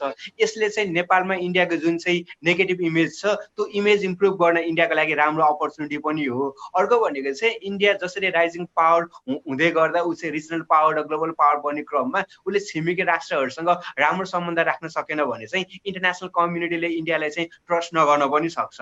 त्यही भएर चाहिँ इन्डियाले चाहिँ पनि यो प्रब्लम सल्भ गर्नका लागि उसले चाहिँ सदा सहायता देखाउनु पर्छ। नेपालले उच्च आफ्नो कन्फिडेन्सका साथ उच्च प्रमाणहरू जुटाएर सबै प्रमाणहरूको साथमा चाहिँ इन्डियासँग नेगोसिएसन गर्नुपर्छ जस्तो चाहिँ मलाई लाग्छ। धन्यवाद सर। र युजी शर्मा सोध्नुहुन्छ निरव सरलाई, कालापानी भारतले पाउँदा चीनलाई काउन्टर गर्न स्ट्राटेजिक बेनिफिट्स बढ्छ भन्ने कुरा पनि आयो। यो त चीनको लागि सुइसाइडल देखिन्छ। अनि नेपालको जानकारी बिना यहाँ बाटो खोलेर चीन चाहिँ किन भारतको पक्षमा लाग्यो त? मिलिटरी कन्फ्रन्टेसन हुने सम्भावना कतिको छ? त्यो अवस्थामा चीन हाम्रो पक्षमा आउँछ? चीनको अहिलेको अवस्था के छ भनेर सोध्नुहुन्छ। मेरो बुझाइमा जुन त्यो भारत अहिले बाटो बनिरहेको छ 15 मा एउटा चाहिँ चाइनामा एउटा चाहिँ 41 पोइन्ट्सको अग्रिमेन्ट भयो र त्यस अनुसार बाटो भएको छ। चाइनिज साइडमा यो बाटोको सम्बन्धमा कुनै पनि डेभलपमेन्ट भएको छैन। त्यो अहिलेको हाम्रो प्लस हो। चाइनिजको त्यो बाटो सम्बन्धमा चाहिँ तपाईँको इन्ट्रेस्ट भनेको मलाई लाग्छ त्यो कुनै मिलिट्री इन्ट्रेस्ट छैन त्यसमा भनेको इकोनोमिक इन्ट्रेस्ट हो। हामीले यो पोइन्टमा गर्न सक्नुपर्ने कुरा चाहिँ के हो भन्दाखेरि चाइनालाई कन्भिन्स गराउनु पर्यो। चाइनाको एउटा इन्ट्रेस्ट होला उसको मानसरोवरमा पैसा खर्च गर्ने, इन्डियन टुरिस्ट गएर खर्च गर्लान्। And Chinese are very good trader. They have been trading all over the world. So त्यो बाटो हामी किन दिन सक्दैनौँ? त्यो बाटो भन्दा हामी बेटर रोड किन दिन सक्दैनौँ? र हामीले इन्फर्मल ट्र्याक टु ट्र्याक जेबाट पनि चाइनिजलाई के कुरा चाहिँ कन्भिन्स गराउन सक्नुपर्छ भने उनीहरू भन्दा बेटर कन्डिसनमा हामी चाहिँ एक्सेस चाहिँ दिन सक्छौँ टुरिस्टको लागि। We could sign a lot of protocols and things. त्यो एक बाटो भयो। अर्को कुरा मिलिट्री कन्फ्रन्टेसनको कुरा भयो। अहिलेसम्मको अवस्था के हो भन्दाखेरि म पछिल्लो टाइममा इन्डियन मिडियाहरू त्यहाँका इस्टाब्लिसमेन्टका नजिक भएका मान्छेहरूलाई पनि नजिकबाट फलो गरिरहेको छु। यो अहिलेको पोजिसन भनेको हामीलाई इन्डियाले कसरी हेर्छ भन्दाखेरि चाहिँ पहिला चाहिँ एउटा हाम्रो फ्युनल नेपाली संस्कारमा चाहिँ घरको बुहारी र अरू व्यक्ति पहिला कस्तो हुन्थ्यो भन्दाखेरि पहिला के हुन्थ्यो भने बुहारीले कुनै कुरा गर्यो, दबिएको कुरा गर्यो, दबिएको ठिक भएन भन्यो। त्यो कुरा दबिएको कन्टेन्ट भन्दा पनि बुहारी बोली भनेको नकारात्मक रूपमा हेरिन्थ्यो। अहिले इन्डियन इस्टाब्लिसमेन्टले हामीलाई हेरेको भनेको त्यही नै हो। म त के भन्छु भने यो कन्टेक्स्टमा हामीले के गर्न सक्नुपर्छ भन्दाखेरि हाम्रो नेपाली जुन सेक्युरिटी बोर्डरको जुन हाम्रो एपिएफ छ र त्यसको ब्याकमा भनेको अल्टिमेटली हाम्रो नेपाल आर्मी छ। त्यसको पर्पज को हो? त्यसको पर्पजको फन्डामेन्टल क्वेसन चाहिँ सोध्नु पर्ने बेला होइन। उदाहरणको लागि अस्ति हाम्रो ईश्वर पोखरेल रक्षा मन्त्री हुनुहुन्थ्यो, उहाँ जानुभयो, कालापानी नजिक जानुभयो, वरैबाट फर्किनु भयो। व्यक्तिको लागि आफ्नो जीवन ठुलो हुन्छ, राज्यको लागि एक व्यक्ति कोही पनि होइन। उहाँ उता कटेर जानुहुन्थ्यो। मलाई लाग्दैन इन्डियाले त्यो हेलिकप्टर तत्कालै खसाउँथ्यो। खसाउनु भए पनि ईश्वर पोखरेललाई केही पनि हुनुहुन्थ्यो। उहाँ त आफ्नो ज्यान फालेर चाहिँ राजनीतिमा लाग्नु भएको हो, ज्यानमै दाउमा लाग्ने हो। र नेपाली सेना भनेको मर्न त्यो पोइन्ट भनेको त्यो मिलिटरी स्केलेसन भनेको म्यासिभली हामीलाई सिधाइदिने गरेर त्यसरी आउँथेन। बिकज इन्डियाको एउटा के छ भन्दाखेरि इन्डियाले नेपालसँग फाइट गर्नुपर्ने, मिलिटरी एक्सचेन्ज हुनुपर्ने। That is a situation which I believe India has not conceive as of now. अहिले उनीहरू केमै सरप्राइज छ भन्दाखेरि नेपाल पनि बोल्न सक्दो रहेछ। यो चाहिँ प्रब्लम हो कि नेपाल गर्न पनि सक्छ, नेपाल आफ्नो प्रेजेन्स पनि देखाउनु पर्छ। माइनर कन्फ्रन्टेसनले केही पनि हुँदैन। यसले एउटा कुरा चाहिँ पक्कै फाइदा गर्छ के हो भन्दाखेरि यो इस्युले ट्र्याक्सन पाउँछ। हामीलाई यो इस्यु गर्नको लागि इन्टरनेसनल कम्युनिटीको एटेन्सन झन् बढी हुन्छ र रिजोल्युसन गर्नको लागि झन् सजिलो हुन्छ। यो पोइन्टमा चाहिँ यो लुते भएर देश जोगिँदैन, एउटा व्यक्तिको ज्यान जोगाउने हिसाबले देश जोगिँदैन। हाम्रो सेना भनेको आवश्यक पर्दा मर्न र मार्नको लागि नै हो, प्रेजेन्स देखाउँदाखेरि त्यो लङ रनमा जाने पनि होइन। It would be very bad international reputation for India to fight against Nepal. So हामी चाहिँ हाम्रै त्यो इन्टरनेसनल रिलेसनका स्कलरहरूको कन्साइन्स पनि के लाग्छ भन्दा यो मेबी हिस्टोरिकल कन्डिसनिङको कारणले गर्दा हुन्छ। हामी चाहिँ फियरमा गाइडेड भएर आफ्नो चाहिँ इन्टरनेसनल डिप्लोमेसी बनाइरहेका छौँ, आफ्नो आउटलुक बनाइरहेका छौँ। त्यो नै गलत हो। अब हामी प्रेजेन्स देखाउन सक्नुपर्छ। प्रेजेन्स नदेखाइकन यो इस्युले ट्र्याक्सन पाउनेवाला छैन। त्यही नै हो। धन्यवाद। निरवजीलाई धेरै धेरै धन्यवाद। उहाँले पनि मिडियाको कुरा गरिसक्नुभयो। अब अहिलेको टाइममा राइट इन्फर्मेसन र रङ इन्फर्मेसन भन्दा पनि कन्भिन्सिङ सोर्स अफ इन्फर्मेसन कुन छ भन्ने कुराले धेरै महत्त्व राख्छ होला। र यही सवालमा म चाहिँ हाम्रो भीमनाथ सरलाई सोध्न चाहेँ, जसरी चाहिँ तपाईँको अहिले यो इन्डियन मिडिया हेर्ने हो भने चाहिँ एकजना नेपाली एकदम फ्रस्ट्रेट हुन्छ। उहाँहरूले अहिले जुन मिडियामा आइरहेको इन्डियन मिडियाले ल्याइरहेको न्युज, अनि अब यसमा चाहिँ अरू कसैले ट्रिगर गर्यो अथवा चाइनाले नेपाललाई उक्सायो भन्ने कुरा, यो चाहिँ तपाईँलाई कतिको सत्य लाग्छ कि यो एकदम प्रोपोगेन्डा मात्रै? होइन, एउटा अघि मैले निरवजीको कुरामा त्यहाँ उहाँलाई सोध्नुभएको प्रश्नमा चाहिँ यो इन्डिया र चाइनाको सवाल छ, जुन मिलिट्री कन्फ्रन्टेसनको कुरा, उनीहरू आफ्ना इस्युमा चाहिँ गर्लान् होइन। दोकलाम विवादमा पनि उनीहरू झन्डै आम्ने सामने भएको अवस्था हो। मलाई लाग्छ नेपालको हितलाई लिएर चाहिँ चाइनाले इन्डियाको विरुद्ध चाहिँ आर्मीको प्रयोग गर्दैन है, मेरो विचारमा चाहिँ। अनि उनीहरू आफ्नो आफ्नो इन्ट्रेस्टमा लागिराखेका छन्। र यो जुन अहिलेको विवादित क्षेत्र हो, त्यो विवादित क्षेत्र अघि सरले पनि कुरा गर्नुभयो, त्यो बढी मोर पोलिटिकल, हाम्रो लागि स्ट्राटेजिक पनि थियो। त्यो स्ट्राटेजिक वारकै बेलामा आएर चाहिँ बस्या हो, उसलाई क्याम्पेनिङ गर्न त्यो सजिलो भएको। तर अहिले चाहिँ त्यसको नेचर चाहिँ चेन्ज भएको छ। बढी ठुलो व्यापार, अब चाइना पनि व्यापारी हो, इन्डिया पनि व्यापारी हो। उनीहरूको ठुलो व्यापार एक आपसमा जानको लागि त्यो सहज मार्ग हुन्छ होइन। त्यसले गर्दा अब जहाँसम्म मिडियाको कुरा गर्नुभयो तपाईँले, यो मिडिया अपोजिसनमा मात्रै छैन। तपाईँ यस अगाडि नेपालमा नाकाबन्दी हुँदा पनि भारतमा प्रशस्त मात्रामा तपाईँको त्यही व्यवस्थापिका भारतको चाहिँ पार्लियामेन्टमा नेपालको पक्षमा नरेन्द्र मोदी सरकार, सुषमा स्वराजले, तत्कालीन विदेश मन्त्री सुषमा स्वराजले जवाफै दिएर सक्नुभयो। मणिशङ्कर जस्ता होइन लिडरहरूले चाहिँ त्यहाँ ठुलो ठुलो क्वेसन चाहिँ उठाइराखेका थिए कि यो देशलाई हामीले यसलाई चिडाउनु हुँदैन भनेर चाहिँ। र अहिले अलिअलि प्रोपोगेन्डा त यो के हुन्छ भने राज्यले अब जहाँ पनि नेसनलिस्टहरू त हुन्छन् नै, तर त्यसलाई अलिक क्रिटिकल्ली धेरै मान्छेहरूलाई हेऱ्यो भने मिडियाहरू सबै चाहिँ तपाईँको भारतको पक्षमा लगाएको छैनन्। यो नेपाललाई किन यस्तो गरिराखेको छ? यसले गर्दाखेरि त्योभन्दा पनि चिनलाई हुनु पनि हो। अब जब हामी चाहिँ तपाईँको चाहिँ भारतले त्यति साह्रो नाकाबन्दी इत्यादि कुराहरू नगरेको भए मलाई लाग्छ चिनसँग गएर ती सम्झौताहरू चाहिँ गर्ने अवस्था अझै आइसक्नु थिएन होला। अनि त्यही सम्झौता गरे पनि चिनले सहज रूपमा दिँदा पनि हाम्रो जीवन त कठिनै हुन्छ केही समयलाई चाहिँ। तथापि त्यो कुरामा भारतीयहरू, त्यहाँका विज्ञहरू, त्यहाँका पोलिटिसियनहरू चाहिँ तपाईँको स्पष्ट छन्। र कहीँ मिडियाहरूले चाहिँ अब चिनले गर्यो भन्ने कुराहरू त, किनभने उनीहरूको प्रतिस्पर्धा छ। मैले अघि पनि निवेदन गरेँ, कम्पिटिसन एन्ड कोअपरेसन दुइटै छ तिनीहरूको बिचमा। एकअर्काका लागि ठुला बजार हुन्, आपसमा छ। उनीहरूले अन्तर्राष्ट्रिय प्रभुत्व जमाउनको लागि चाहिँ दौडधुप गरिराखेका छन्।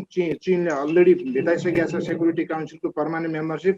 भारत त्यसको लागि गरिराखेका छ। र छिमेकीलाई चिडाउनु हुन्न भन्ने कुरा त्यहाँको धेरै विद्वत वर्गहरूले चाहिँ मलाई लाग्छ उनीहरूका मेसेजहरू आएकै छन्। गभर्मेन्टलाई प्रेसर पनि पुगिराखेको छ जस्तो लाग्छ। धन्यवाद लाग्छ। अब चाहिँ अन्तिममा जान जाँदै यहाँ सम्पूर्णलाई चाहिँ एउटा प्रश्न छ। हिजो चाहिँ तपाईँको संसदमा जवाफ दिने क्रममा हाम्रा प्रधानमन्त्रीले यो पनि भन्नुभयो कि म भारतलाई प्रश्न गर्छु, सत्यमेव जयते हो कि सिंहमेव जयते भनेर म प्रश्न गर्छु भनेर भन्नुभयो। अब एकजना स्मल स्टेटले लार्ज स्टेटको लागि त्यो भनेको एकदम राम्रो डिप्लोमेटिक पोइन्ट पनि होला। नेपाल सरकारले अब त्यो भूमि सहितको नक्सा पनि जारी गर्यो।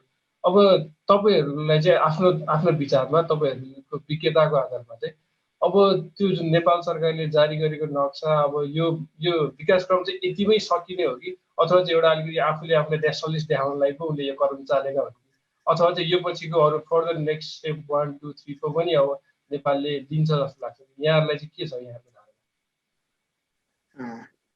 म बोलौँ? हुन्छ, सर्वप्रथम हुन्छ भीम सरबाट। धन्यवाद। अब यो हिजो प्रधानमन्त्रीले चाहिँ संसदमा बोल्नुभयो र अहिले जुन रूपमा यो इस्यु चाहिँ बढी हट सब्जेक्टको रूपमा अगाडि आइराखेको छ। त्यो हिसाबले आजसम्म सरकारको जुन भनौँ न एउटा यसलाई यो समस्यालाई क्रोनिक बनाउने काम चाहिँ यो श्रृङ्खलाबद्ध रूपमा हुँदै आएको छ र त्यस कारणले पनि अब अलिक अगाडिको बाटो अलिक चुनौतीपूर्ण छ, किनभने यो क्रोनिक भइसकेको छ। भर्खरै आएको चाहिँ प्रवेश गरेको भए त्यसलाई चाहिँ फाल्न सजिलो हुन्थ्यो, तर अब यसका उसका सिस्टमहरू त्यहाँ आइसकेका छन्। उसले एकपटकको नक्सा चाहिँ जारी गरिसकेका छ। हामीले 32 सालमा नक्सा जारी गर्दाखेरि सबै हुने तँ किन नहालेको, खोइ तिमीहरूको त हटाइसकेका छौ त त्यहाँबाट भन्दा केही कुराहरू पनि ल्याउन सक्छ त्यसले। खैर अब त्यसलाई एउटा पिपलहरूको सेन्टिमेन्ट होइन, हाम्रो प्रधानमन्त्रीले यति कुरा पनि गरेन, यो विषयमा चासै राखेन भन्ने कुराहरू चाहिँ जुन आउँथ्यो, पार्टीहरूले उठान गरेका थिए। भोलि कन्सेन्सस ल्याउनु पनि कति गाह्रो हुन सक्थ्यो होला। त्यो विषयमा चाहिँ प्रधानमन्त्रीले अझै डिप्लोमेटिक भाषा प्रयोग गरेको भए हुन्थ्यो कि खैर अब त्यो सीमा भनेर सटारिकलले भन्नुभयो, मलाई लाग्छ त्यो। तर अब यस पछाडिको काम चाहिँ जुन छ नि, अब यस पछाडिको कामले चाहिँ सारा कुराको डिटरमाइन गर्छ।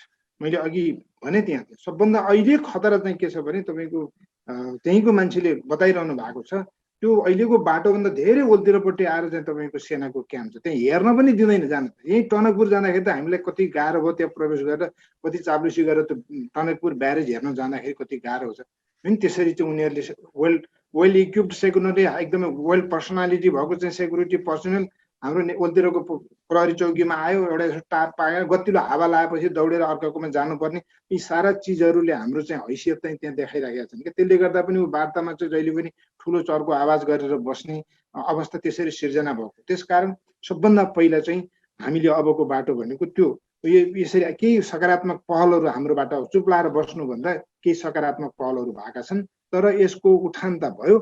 अब यसलाई बैठान गराउन सकिएन भने यो झन क्रोनिक भएर चाहिँ असाध्य हुन सक्छ। त्यसकारण यही बेलामा हाम्रा संस्थाहरू बलियो बनाउँदै जाने र अलि अगाडि बढिसकेका हुनाले मलाई लाग्छ सचिव लेभलको कुराले अघि प्रेम सरले पनि भन्नुभयो, अगाडि भएको छ। सीमा 1914मा भारतको प्रधानमन्त्री नरेन्द्र मोदी नेपाल आउँदाखेरि अब एउटा सचिव स्तरीय बैठकबाट यी विवादहरू चाहिँ समाधान गर्ने जे जति सीमाका विवादहरू छन् ती कुराहरू भएका छन्। इपिजीको हेर्नुहोस् त सारा धुती लाएर बसिरहेको अवस्था छ, प्रतिवेदन तयार गरेको छ।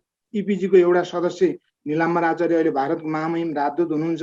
अब भनौँ न अहिले यही समस्याहरू भइराखेको छ, उहाँले पनि अब त्यो लेभलबाट उसले मलाई लाग्छ टेरेको जस्तो लाग्दैन। त्यसो भएर अलिक उच्च स्तरमा चाहिँ काम गर्नुपर्छ र यस पछाडिका हाम्रा सबैभन्दा पहिला हाम्रा प्रमाणहरू दहरोसँग बनाएर धेरै केही कठिनहरू होलान्, कतिपय चिजहरू हाम्रा हराएका छन्, ती विषयहरूलाई एक्सपर्टहरूको सहयोग लिएर, खालि मै हो सर्वेसर्वा भन्न पनि हुँदैन, एक्सपर्टहरूको सहयोग लिएर अनि उनीहरूको विज्ञतालाई प्रयोग गरेर मलाई लाग्छ अलि उपल्लो लेभलबाट यसलाई नछोडिकन अगाडि जानुपर्छ।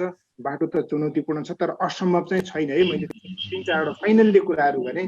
एउटा चाहिँ अघि पनि धेरै पटक दोहोरियो कुरा, यो इन्डिया आफ्नो छिमेकीलाई चिड्याएर कोही पनि माथि जान मलाई लाग्छ गाह्रो हुन्छ। गइसकेपछि एउटा अन्तर्राष्ट्रिय छविको लागि पनि उसले त्यो काम चाहिँ चिड्याउन हुँदैन होइन। हामीलाई धेरै चिड्याएर उसले धेरै पाउनु पनि केही कुरा छैन, धेरै पनि प्राप्त गर्दैन होला। हाम्रा रोटीबेटीका सम्बन्धहरू छन्, हामीहरूको चाहिँ अब उसको फेरि प्रतिस्पर्धी जति पनि अब त्यहाँ पनि भारतमा पनि प्रेसर छ, जति इन्डियाले नेपाललाई चिडाउँछ उति चाइनातिर चाहिँ नेपाल जान्छ। त स्वयंसिद्ध तथ्य उनीहरूको मिडियाहरूले भन्छन्, सारा जसले आम रूपमा बुझेको कुराहरू हुन्। यी आदि कारणहरूले गर्दाखेरि चाहिँ तपाईँ उसको एउटा व्यापारिक क्षेत्र पनि बजार पनि हो नेपाल चाहिँ। हामी त पैसा तिरेर हो बाबा, त्यसै लिएर आएको त छैन। हामीले पैसा तिरेर लिएर उसको एउटा बजार पनि होइन, अर्काले आएर हडेप दियो भने त्यो पनि त उसलाई घाटेको पक्ष हो। मलाई लाग्छ त्यसो भएको हुनाले वार्तामा आउँछ, तर अलिक ठुलो चाहिँ सघन रूपमा प्रयास गर्नु चाहिँ जरुरी छ। धन्यवाद। अब चाहिँ म निरवजीकोमा जान चाहे। यही प्रश्न हुन त अब डिप्लोमेटिक रिलेसन्स भनेको कालो र सेतो त हुँदैन होला, कहीँ कतै खैरो जोनमा हुन्छ होला। तर भनेपछि अब नेपाल सरकारले अब त्यो एडमिनिस्ट्रेटिभ म्याप चाहिँ जारी गरिसकेपछि र हिजो प्रधानमन्त्रीको वक्तव्य पश्चात तपाईँलाई चाहिँ के लाग्छ अबको नेक्स्ट स्टेप 2, 3, 4 चाहिँ नेपाल सरकारले दरैसँग खुट्टा टेक्ने गर्ने लिन्छ कि यस्तै यो लर्खराउँदो पारा नै हुन्छ? अब सरकारको आन्तरिक इन्टेन्सन के छ त्यो बारेमा मेरो पहुँच छैन, त्यही भएर स्वाभाविक रूपमा त्यो भित्रको कोर इन्टेन्सनको अनभिज्ञता मैले सुरुमै प्रश्न पार्न चाहन्छु। दोस्रो कुरा के हो भन्दाखेरि यस विषयमा चाहिँ के हो भन्दाखेरि अब हामीले हरेक अन्तर्राष्ट्रिय मञ्चहरूमा क्लियरली भन्नुपर्छ। पछिल्लो टाइममा डिप्लोमेसीमा के छ भन्दाखेरि नबोलिकन पनि बोल्ने कुराहरू हुन्छ, तर त्यो कतिको ग्रहण हुन्छ, त्यसले कतिको प्रेसर एक्जर्ट गर्न सक्छ भन्ने कुरा फेरि त्यो अर्को पाटो भएको छ। र पछिल्लो क्रममा म एउटा कुरा हाम्रो एसेट के हो भन्दाखेरि जसरी अमेरिका र इरानको जुन वर्स्ट रिलेसन छ, त्यो जुन टेन्सन एस्केलेट भइरहेको त्यो पोइन्टमा हामी कहिले पनि पुग्दैनौँ। हामी जस्तोसुकै अफेन्स एक्जर्ट गरौँ, जुन हाम्रो त राइट अफेन्स हो, जुन भोइस गर्ने कुरा हाम्रो टेरिटोरीसम्म कब्जा गरिएको टेरिटोरी हुन्छ नि। फर इक्जाम्पल लिम्बियो धेरै त अहिले डिस्प्युटेड भनौँ, कालापानीसम्म पुर्याउनको लागि केही ह्युमन लस हुनसक्छ व्यक्तिको जीवनमा। म फेरि भन्छु, केही व्यक्तिका जीवनमा उसका निजी जिन्दगी महत्त्वपूर्ण हुन्छ, तर राष्ट्रका जीवनमा केही कुराहरू हुँदैन। यी यसरी दब्बु पारामा सफ्ट भोइसमा अब बस्न थाल्यो भने यो विषयले कहिले पनि ट्र्याक्सन चाहिँ पाउँदैन। हाम्रो यसै पनि देश नेपाल यसलाई कसैले चिन्दा पनि चिन्दैनन् विदेशतिर। हाम्रो सिग्निफिकेन्स त्यस्तो छैन के भने मक्ख पर्ने एउटा हाम्रो सबर्निटी हुन्छ भनेर मक्ख पर्ने एउटा कुरा हो, त्यो मक्खसम्म पर्ने हो, त्यो आत्मरहितको एउटा कुरा हो। बट रियल सेन्समा चाहिँ के हो भन्दाखेरि हामीले क्लियर भोइसमा बोल्न सक्नुपर्छ। इन्डियाले हामीले के चाहिँ कुरा हाम्रो विकनेस नै एसेट बनाउनु पर्छ के। इन्डियाको रेपुट टार्निस गर्ने हिसाबले भनेको फ्याक्ट प्रेजेन्ट गर्दाखेरि त इन्डियाको रेपुट त टार्निस हुन्छ नि, त्यो हिसाबले चाहिँ हामीले इन्टरनेसनल फोरमहरूमा क्लियर भोइसमा आवाज उठाउनु पर्ने बेला चाहिँ आइसकेको छ। नत्र यो अल्झिरहन्छ, वार्ता भन्छ, के भन्छ, अल्झिरहन्छ, वार्ता भन्छ, like few expert on international relation will get their business and there won't be any substantive outcome हाम्रो देशको कन्टेक्स्टमा चाहिँ। प्रेम सरलाई पनि यही प्रश्न। मिलनले चाहिँ सोधेको प्रश्नको चाहिँ एन्सर प्राइम मिनिस्टरले हिजो संसदमा पनि दिइसक्नु भएको छ। यो चाहिँ अब कुनै चाहिँ प्रोपागान्डा गर्नको लागि अथवा राष्ट्रवादी बढ्नको लागि मात्रै चाहिँ अहिले चाहिँ नक्सा प्रकाशित गरेको होइन। हामी चाहिँ जग्गा नै फिर्ता ल्याउनको लागि अथवा यो जुन लङ टर्म प्रब्लम छ यसलाई चाहिँ सधैँको लागि चाहिँ सोल्युसन निकाल्नको लागि चाहिँ हामीले काम गरेको भनेर भन्नुभएको छ। अब प्राइम मिनिस्टरले चाहिँ संसदमै गएर बोलेको कुरालाई चाहिँ मेरो विचारमा हामीले एक लेभलको चाहिँ विश्वास पनि गर्नुपर्छ। एउटा पार्ट भयो। अब महत्त्वपूर्ण पार्ट चाहिँ अब बल्ल सुरु भएको छ, उहाँले बोलेको कुरा कतिको कार्यान्वयन हुन्छ भनेर। अहिले तपाईँले भनिहाल्नु भयो, उहाँले स्ट्राटेजिक रूपमा अथवा अरू कुराले भन्नुभयो कि उहाँ चाहिँ रियली प्रब्लम सल्भ गर्न चाहनुहुन्छ भनेर। अब यसमा चाहिँ अब हामीले हेर्ने भनेको पोलिटिसियन्सहरूलाई चाहिँ उहाँले आफूले बोलेको कुराहरू, कमिट गरेको कुराहरू कति इम्प्लिमेन्ट गर्नुहुन्छ भनेर। अब दुई तिनवटा कुराहरू हुन्छ। एउटा महत्त्वपूर्ण कुरा भनेको चाहिँ अब नेगोसिएसनको चाहिँ डाइमेन्सनहरूको कुराहरू सुनौँ एकचोटि होइन। अब नेगोसिएसन कुनै इस्युहरू यस्तो कम्प्लेक्स हुन्छ, त्यो कम्प्लेक्स इस्युहरू चाहिँ 6 महिना 1 वर्षमा नै त्यसको सोल्युसन नहुन पनि सक्छ। यो नेगोसिएसन अब एक चरणमा त नेगोसिएसन हुन्छ जस्तो लाग्छ मलाई होइन। अब नेपालले चाहिँ पुरै प्रिपेयर गर्ने, इन्डियाले प्रिपेयर गर्ने, आफ्नो पक्षमा चाहिँ धेरैभन्दा धेरै प्रमाणहरू चाहिँ प्रुफहरू जम्मा गर्ने र डिप्लोमेटिक लेभलमा नेगोसिएसन गर्ने। यो नेगोसिएसन 6 महिना 1 वर्ष मात्रै नभएर 2 वर्ष 5 वर्ष 10 वर्ष लम्बिन पनि सक्छ। त्यो अब 1 वर्षमा हुनुपर्छ, 2 वर्षमा हुनुपर्छ भन्ने पनि होइन। तर कुरा के हो भने चाहिँ अब नेगोसिएसनमा मुख्य कुरा भनेको चाहिँ कुनै पनि प्रब्लम सल्भ गर्नका लागि जुन चाहिँ यसमा इन्भल्भ भएको पार्टीहरू छ त्यो पार्टीहरूको इन्टेन्सन चाहिँ राम्रो हुनुपर्छ।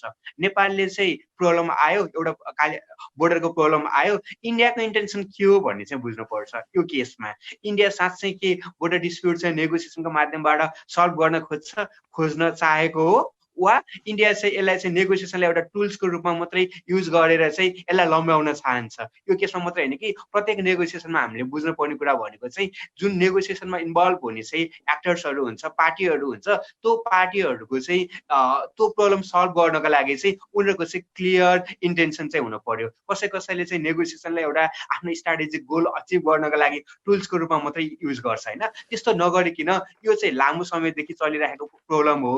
यो प्रब्लमले गर्दा बोर्डर डिस्प्युटको प्रब्लमले गर्दा नेपाल र इन्डिया बिचको अरू विभिन्न खालको राम्रो सम्बन्धलाई पनि यसले चाहिँ नराम्रो असर परिरहेको छ। त्यही भएर अहिलेको चाहिँ मोडर्न टाइममा यो प्रब्लम सल्भ गरेर चाहिँ दुवै देशहरू बिचको राम्रो सम्बन्ध कायम गर्यो भने नेपालको लागि त्यो कुरा नेपालको हितमा पनि छ, त्यो कुरा इन्डियाको हितमा पनि छ। त्यही भएर चाहिँ यो प्रब्लम चाहिँ सल्भ गर्नका लागि चाहिँ तयारी गर्नुपर्छ। अब नेगोसिएसनको डिफ्रेन्ट स्टेजहरू मध्ये पहिला चाहिँ प्री नेगोसिएसनको स्टेजहरू हुन्छ।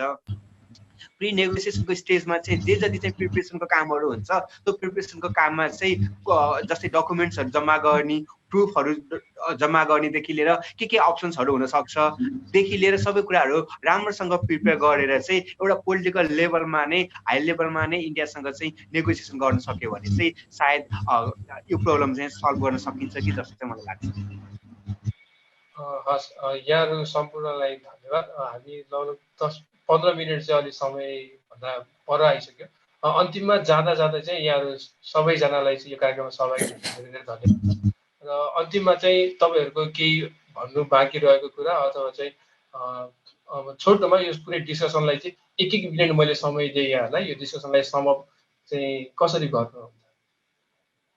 हामी प्रेम सरबाटै सुरु, उहाँबाटै डिस्कसन सुरु गरेको थियौँ, उहाँबाटै सुरु।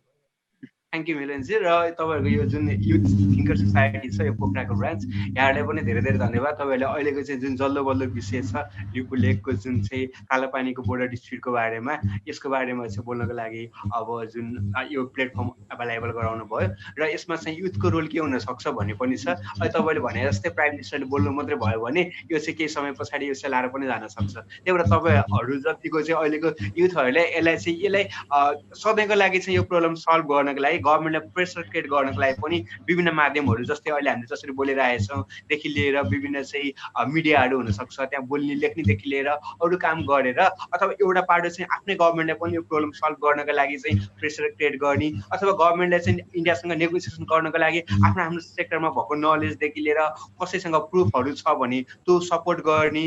अर्को कुरा भनेको चाहिँ हामीले अहिले गभर्मेन्ट मात्रै होइन ट्र्याक लेभल पनि हुनसक्छ।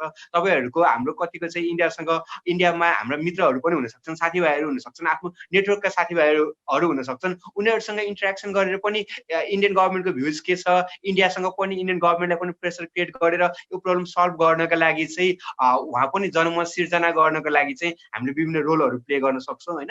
अब भन्दै मेरो अन्तिम एउटा मात्रै पोइन्ट्स भनेको चाहिँ यो बोर्डर डिस्प्युट हाम्रो लागि लामो समयदेखि चलिरहेको चाहिँ एउटा प्रब्लम हो इन्डिया र नेपालको सम्बन्धमा। यो प्रब्लम चाहिँ अबको स्टेजमा चाहिँ सधैँको लागि चाहिँ सोल्युसन निस्किने गरेर चाहिँ समाधान गर्नुपर्छ। त्यो समाधान गर्नको लागि चाहिँ नेपाल चाहिँ इन्डियाको तुलनामा चाहिँ स्मल पावर भएको भएर चाहिँ एउटा नेपालसँग भएको अप्सन्स भनेको चाहिँ डिप्लोमेटिक नेगोसिएसन नै हो। यो डिप्लोमेटिक नेगोसिएसनलाई नै बढी जोड दिएर इफेक्टिभ तरिकाले चाहिँ नेगोसिएसन गरेर नेपालको चाहिँ जुन भूमि छ यसलाई चाहिँ फिर्ता ल्याउनु पर्छ जस्तो चाहिँ मलाई लाग्छ। Thank you so much. धन्यवाद। भीमनाथ सर अन्तिममा। ल फेरि पनि धन्यवाद। अन्तिममा चाहिँ एउटा कुरा हामीले छुट्यायौँ कि यसको सम्भावित के होला। हामी इन्डियासँग अस्ति प्रधानमन्त्रीले पनि त्यहाँ बोल्नुभयो, अलिअलि चर्कै होइन, सिंह इत्यादि कुराहरू भए। त्यस कारणले गर्दाखेरि अब के होला, फेरि कहीँ एउटा सामान्य जनमानसमा चाहिँ कहीँ फेरि अर्को पटक नाकाबन्दी त हुँदैन, कहीँ गऱ्यो भने कसरी बाँच्ने, कति कष्टकर होला जीवन, एउटा त्यो कुराहरू हुनसक्छ। कहिले हामी डायलगमा गयौँ अथवा त्यहाँ गयो, हामीले जति कराए पनि उसले केही पनि गर्दैन, सेना नि छोड्दैन, हामीलाई जान पनि दिँदैन, रक्षा मन्त्री जाँदा नि फर्केर आउनुभयो, उसले अटेरी गर्न सक्छ। अनि त्यसपछि अर्को चाहिँ अब यस्तै सम्बन्ध अलिकति खराब भयो भने लगभग 40-50 लाखको हाराहारीमा भारतमा नेपाली मूलका अथवा नेपालीहरू कति छन् भन्ने एउटा आँकडा, पछिल्लो आँकडा चाहिँ सुनिएको छ। हुन त भारतीयहरू पनि नेपालमा छन्, तर मलाई लाग्छ त्यहाँभन्दा ठुलो सङ्ख्यामा होला। र अर्को कुरा, अघि अन्तर्राष्ट्रिय अदालतमा जाने कुरा सरले त उ गरिदिनु भयो होइन, स्पष्ट पारिदिनु भयो यसमा चाहिँ निरव सरले चाहिँ। र अब कहिले साउथ चाइना सीको बारेमा हामीसँग भर्खरै पछिल्लो दृष्टान्त छ। अब यो कहिले 12 जुलाई 2016मा हो क्यारे, फिलिपिन्सले दायर गरेको मुद्दामा चाहिँ अन्तर्राष्ट्रिय अदालतले चाहिँ चीनको विपक्षमै फैसला गरे हो, तथापि अटेरी गरिदिन्छन्। मेक्सिको र अमेरिकाको चाहिँ बोर्डर उसमा अमेरिकाले त्यस्तै गइरहेछ। कहिले ठुला देशहरूले, इमर्जिङ पावरहरूले चाहिँ कहिले अटेरी गर्ने, अनि त्यसपछि हामी चाहिँ जहाँ गयो भने गुहार नपाउने अलिकति तितो बिटर एक्सपिरियन्स हामीसँग गएको नाकाबन्दीमा पनि त्यस्तो देखिरहेको अवस्था हो। हामीले अन्तर्राष्ट्रिय रूपमा चाहिँ यसो गऱ्यौँ, तर कसैले गरे हामीले आफूले नाकाबन्दी हो भन्न सकेनौँ। त्यो कुराहरू थोरै समस्याको रूपमा चाहिँ आएको छ, आउन सक्छ त्यो कुराहरू। तथापि म धेरै निराशा छैन, मलाई लाग्छ। तर त्यसमा के छ भने हाम्रो डायलगमा जाने, नेगोसिएसनमा जाने पार्टिजहरूको इन्टेन्सनमा चाहिँ सबभन्दा अहिलेसम्म बिग्रेको मैले त्यही देखिरहेको छु। हाम्रो इन्स्टिट्युसन कमजोर छ र हाम्रा जो डायलगमा जानुहुन्छ वहाँ गएपछि छोरा कति छन् तपाईँको, साली कहाँ छ अरे, छोरो कहाँ छ अरे, भनेपछि अनि त्यहाँ स्कलरसिप र अनि विदेश भ्रमणको साँच्चै यो कुरा तितो हो, तर चाहिँ भएको चिज छ। धेरै कुराहरू मासमा आइराखेको छ। आइसकेपछि होइन यो कुरा छाडिदिनुहोस् न, म त नेपालको डेलिगेट हुँ बाबा, म सोभरेन स्टेटको डेलिगेट हुँ। म यहीँ मेरो स्टेटको बारेमा जुन विषयमा हामीले छलफल गर्ने त्यो विषयमा छलफल गरौँ भन्ने अहिलेसम्म तपाईँको सामर्थ्य राखेको छैन। तर त्यो हाम्रो इन्स्टिट्युट प्लस अब हामी खालि India, not only the India but China is also associated with it. चाइनालाई पनि हामी वार्तामा सँगै के हो तेरो स्पष्ट 15 मे 2015मा तिमीले के सिग्नेचर गरेका हो, एउटा कुरो भन्ने सिग्नेचर गर्ने बेला यसो गरेर हुन्छ, के हो तिमीहरूको स्पष्ट धारणा भनेर चाहिँ चाइनालाई पनि सँगै राख्नुपर्छ यो डायलगमा। र अलिकति अब अलि सिरियस ढङ्गले चाहिँ उपल्लो स्तरको कूटनीति हामीले प्रयोग गर्नुपर्छ। त्यसमा हाम्रा इन्स्टिट्युसनहरू दह्रो बनाएर निरन्तर रूपमा खालि अहिलेको समस्या समाधान फेरि आउन सक्छ, किनभने हाम्रा यी बिग ब्रदरहरू चाहिँ आडमा बसिराखेका छन्, अगल बगलमै छन्। त्यो अगल बगलमा भएकोले कुनै पनि बेला फेरि पनि आउन सक्छ। त्यसमा हाम्रा यस्ता परराष्ट्र मामला सम्बन्धी हरेक विषयमा चाहिँ हाम्रो इन्स्टिट्युसनहरूलाई स्ट्रङ बनाउने र हाम्रो थिङ्क ट्याङ्क अथवा चाहिँ जो डायलगमा जान्छ त्यो जाने मान्छे, जिम्मेवारी पाएको मान्छे, छोराछोरीको अन्तर्वार्ता छोराछोरीको चाहिँ स्कलरसिपको लागि होइन, विदेश भ्रमणको लागि होइन, नितान्त राष्ट्रिय हितको बारेमा सवाल राख्न सक्षम मान्छे चाहिँ छनौट गर्नुपर्छ। त्यो क्यालिबर देखाउन सक्छ, नभए अब हामी चाहिँ सधैँ यसै मर्या छौँ उसै मर्या छौँ भनेर हात ठड्याउनु बाहेक अर्को विकल्प होला जस्तो लाग्दैन। यो अवसर दिनुभयो। फेरि पनि यङ जेनेरेसनले चलाउनु भएको यङ प्रोग्राम हट विषयमा थ्याङ्क यू भेरी मच। धन्यवाद भीमराज सर। उहाँले चाहिँ उहाँलाई समराइज गर्दाखेरि हाम्रा जिम्मेवार तहमा भएका व्यक्तिहरू नैतिक रूपमा बलियो हुनुपर्ने जस्तो कुरा चाहिँ मैले बुझेँ। अन्तिममा चाहिँ हामी हाम्रो निरवजीबाट टुङ्ग्याउँछौँ। यसमा स्पेसिफिकली भन्नुपर्दा चाहिँ के हो भन्दाखेरि हामीले युवाले चाहिँ के गर्ने भन्दा हाम्रो टोटल इन्टलेक्चुअल स्कलरसिप छ जुन इन्टरनेसनल रिलेसनको, त्यहाँ it's very sad to know यो पोइन्टमा विदाउट अ लेभरेज नेगोसिएसन हुँदैन। अब हामी म वकिल भएको भएर त लिगल नेगोसिएसन्सहरू पनि पर्छ, त्यो विदाउट लेभरेज ध्यानमा राखेर चाहिँ कुनै पनि नेगोसिएसन हुनै सक्दैन। पहिलो कुरा भनेको हामी युथले यस्तै प्रोग्रामहरू गरेर हाम्रो लेभरेज के हुनसक्छ त्यो आइडेन्टिफाई गर्नुपर्छ र यस कुरामा चाहिँ गभर्मेन्टले पनि नोटिस ल्याउनुपर्छ। नत्र यो भनेको मियर इन्टलेक्चुअल एक्सर्साइज मात्रै हुन्छ, which would be very sad. Second कुरा भनेको म फेरि पनि भन्छु, यो निरन्तर आवाज उठ्नुपर्छ। निरन्तर भनेको एकदमै निरन्तर, यो नत्र यो फेरि यो सेलाएर जान्छ। हाम्रो पुरानो नीतिहरू पनि त्यही नै भएको थियो। निरन्तर रूपमा आवाज राख्नुपर्छ र यो उसले चाहिँ ट्र्याक्सन के गर्नुपर्छ त्यो कुरा चाहिँ हामी सबैले जुनसुकै जहाँ फोरम पाउनुपर्छ त्यसमा चाहिँ स्पष्ट ढङ्गमा गर्नुपर्छ। दुःख साथ भन्नुपर्छ कि हाम्रो नेपालको इन्टरनेसनल रेपुटेसन छैन। हामीलाई संसारका बहुसङ्ख्यक देशले चिन्दा पनि चिन्दैन। त्यो चिन्दा पनि नचिनेपछि त्यो हाम्रो एटेन्सन भन्ने कुरा पाइँदा पनि पाइँदैन। हाम्रा देशका नेताहरू युएन जेनरल एसेम्ब्लीमा गर्दाखेरि कसैले पनि ध्यान दिएको हुँदैन, किन भन्दाखेरि हामीले त एटेन्सनै ड्र गर्न सकिरहेको छैनौँ नि त। यो हामी सुस्केराले बोलेर प्रब्लम सल्भ हुँदैन। त्यही भएर गभर्मेन्टलाई चाहिँ सुस्केराले नबोल, क्लियर ल्याङ्ग्वेजमा बोल, फोरम एक्सर्साइज गर भनेर चाहिँ भन्न सक्नुपर्छ। यही नै हो, अरू त के गर्न सक्छन् त युवाले। यहाँहरू तिनैजनालाई धन्यवाद र साथै यो सबै समायोजन गर्ने हाम्रो युवा वैचारिक समाज पोखरा कि प्रेसिडेन्ट साबना बराललाई पनि धेरै धेरै धन्यवाद र साथसाथै मलाई पनि सहजीकरणमा सहयोग गर्ने निमेश बाबुलाई पनि धेरै धेरै धन्यवाद। कार्यक्रम पोखरा बोल्छ मार्फत सिक्दै सिकाउने र बुझ्दै बुझाउने हाम्रो प्रयास चाहिँ जारी नै रहनेछ र अर्को महिना यस्तै कुनै हट इस्युमा चाहिँ हामी यस्तै दिग्गज प्यानलिस्टहरूसँग फेरि पनि आउने नै छ। हामीलाई फेसबुक लाइभ मार्फत हेरेर जतिजनाले हामीलाई प्रश्न पनि सोधिदिनु भयो, जतिजनाले हामीलाई उत्साहित बनाइदिनु भयो, यहाँहरू सम्पूर्णलाई पनि धेरै धेरै धन्यवाद। यति भन्दै स्पिकर्सहरूलाई पनि सबैजनालाई धन्यवाद दिँदै म मिलन पनि आजको यस फेसबुक लाइभबाट र यो पोखरा बोल्छको 26औं श्रृङ्खला अन्तर्गत लिपुलेख काला पनि सीमा विवाद कूटनीति र अन्तर्राष्ट्रिय कानुनको यस श्रृङ्खलाबाट ओझेल पर जान्छु। हस्त नमस्ते।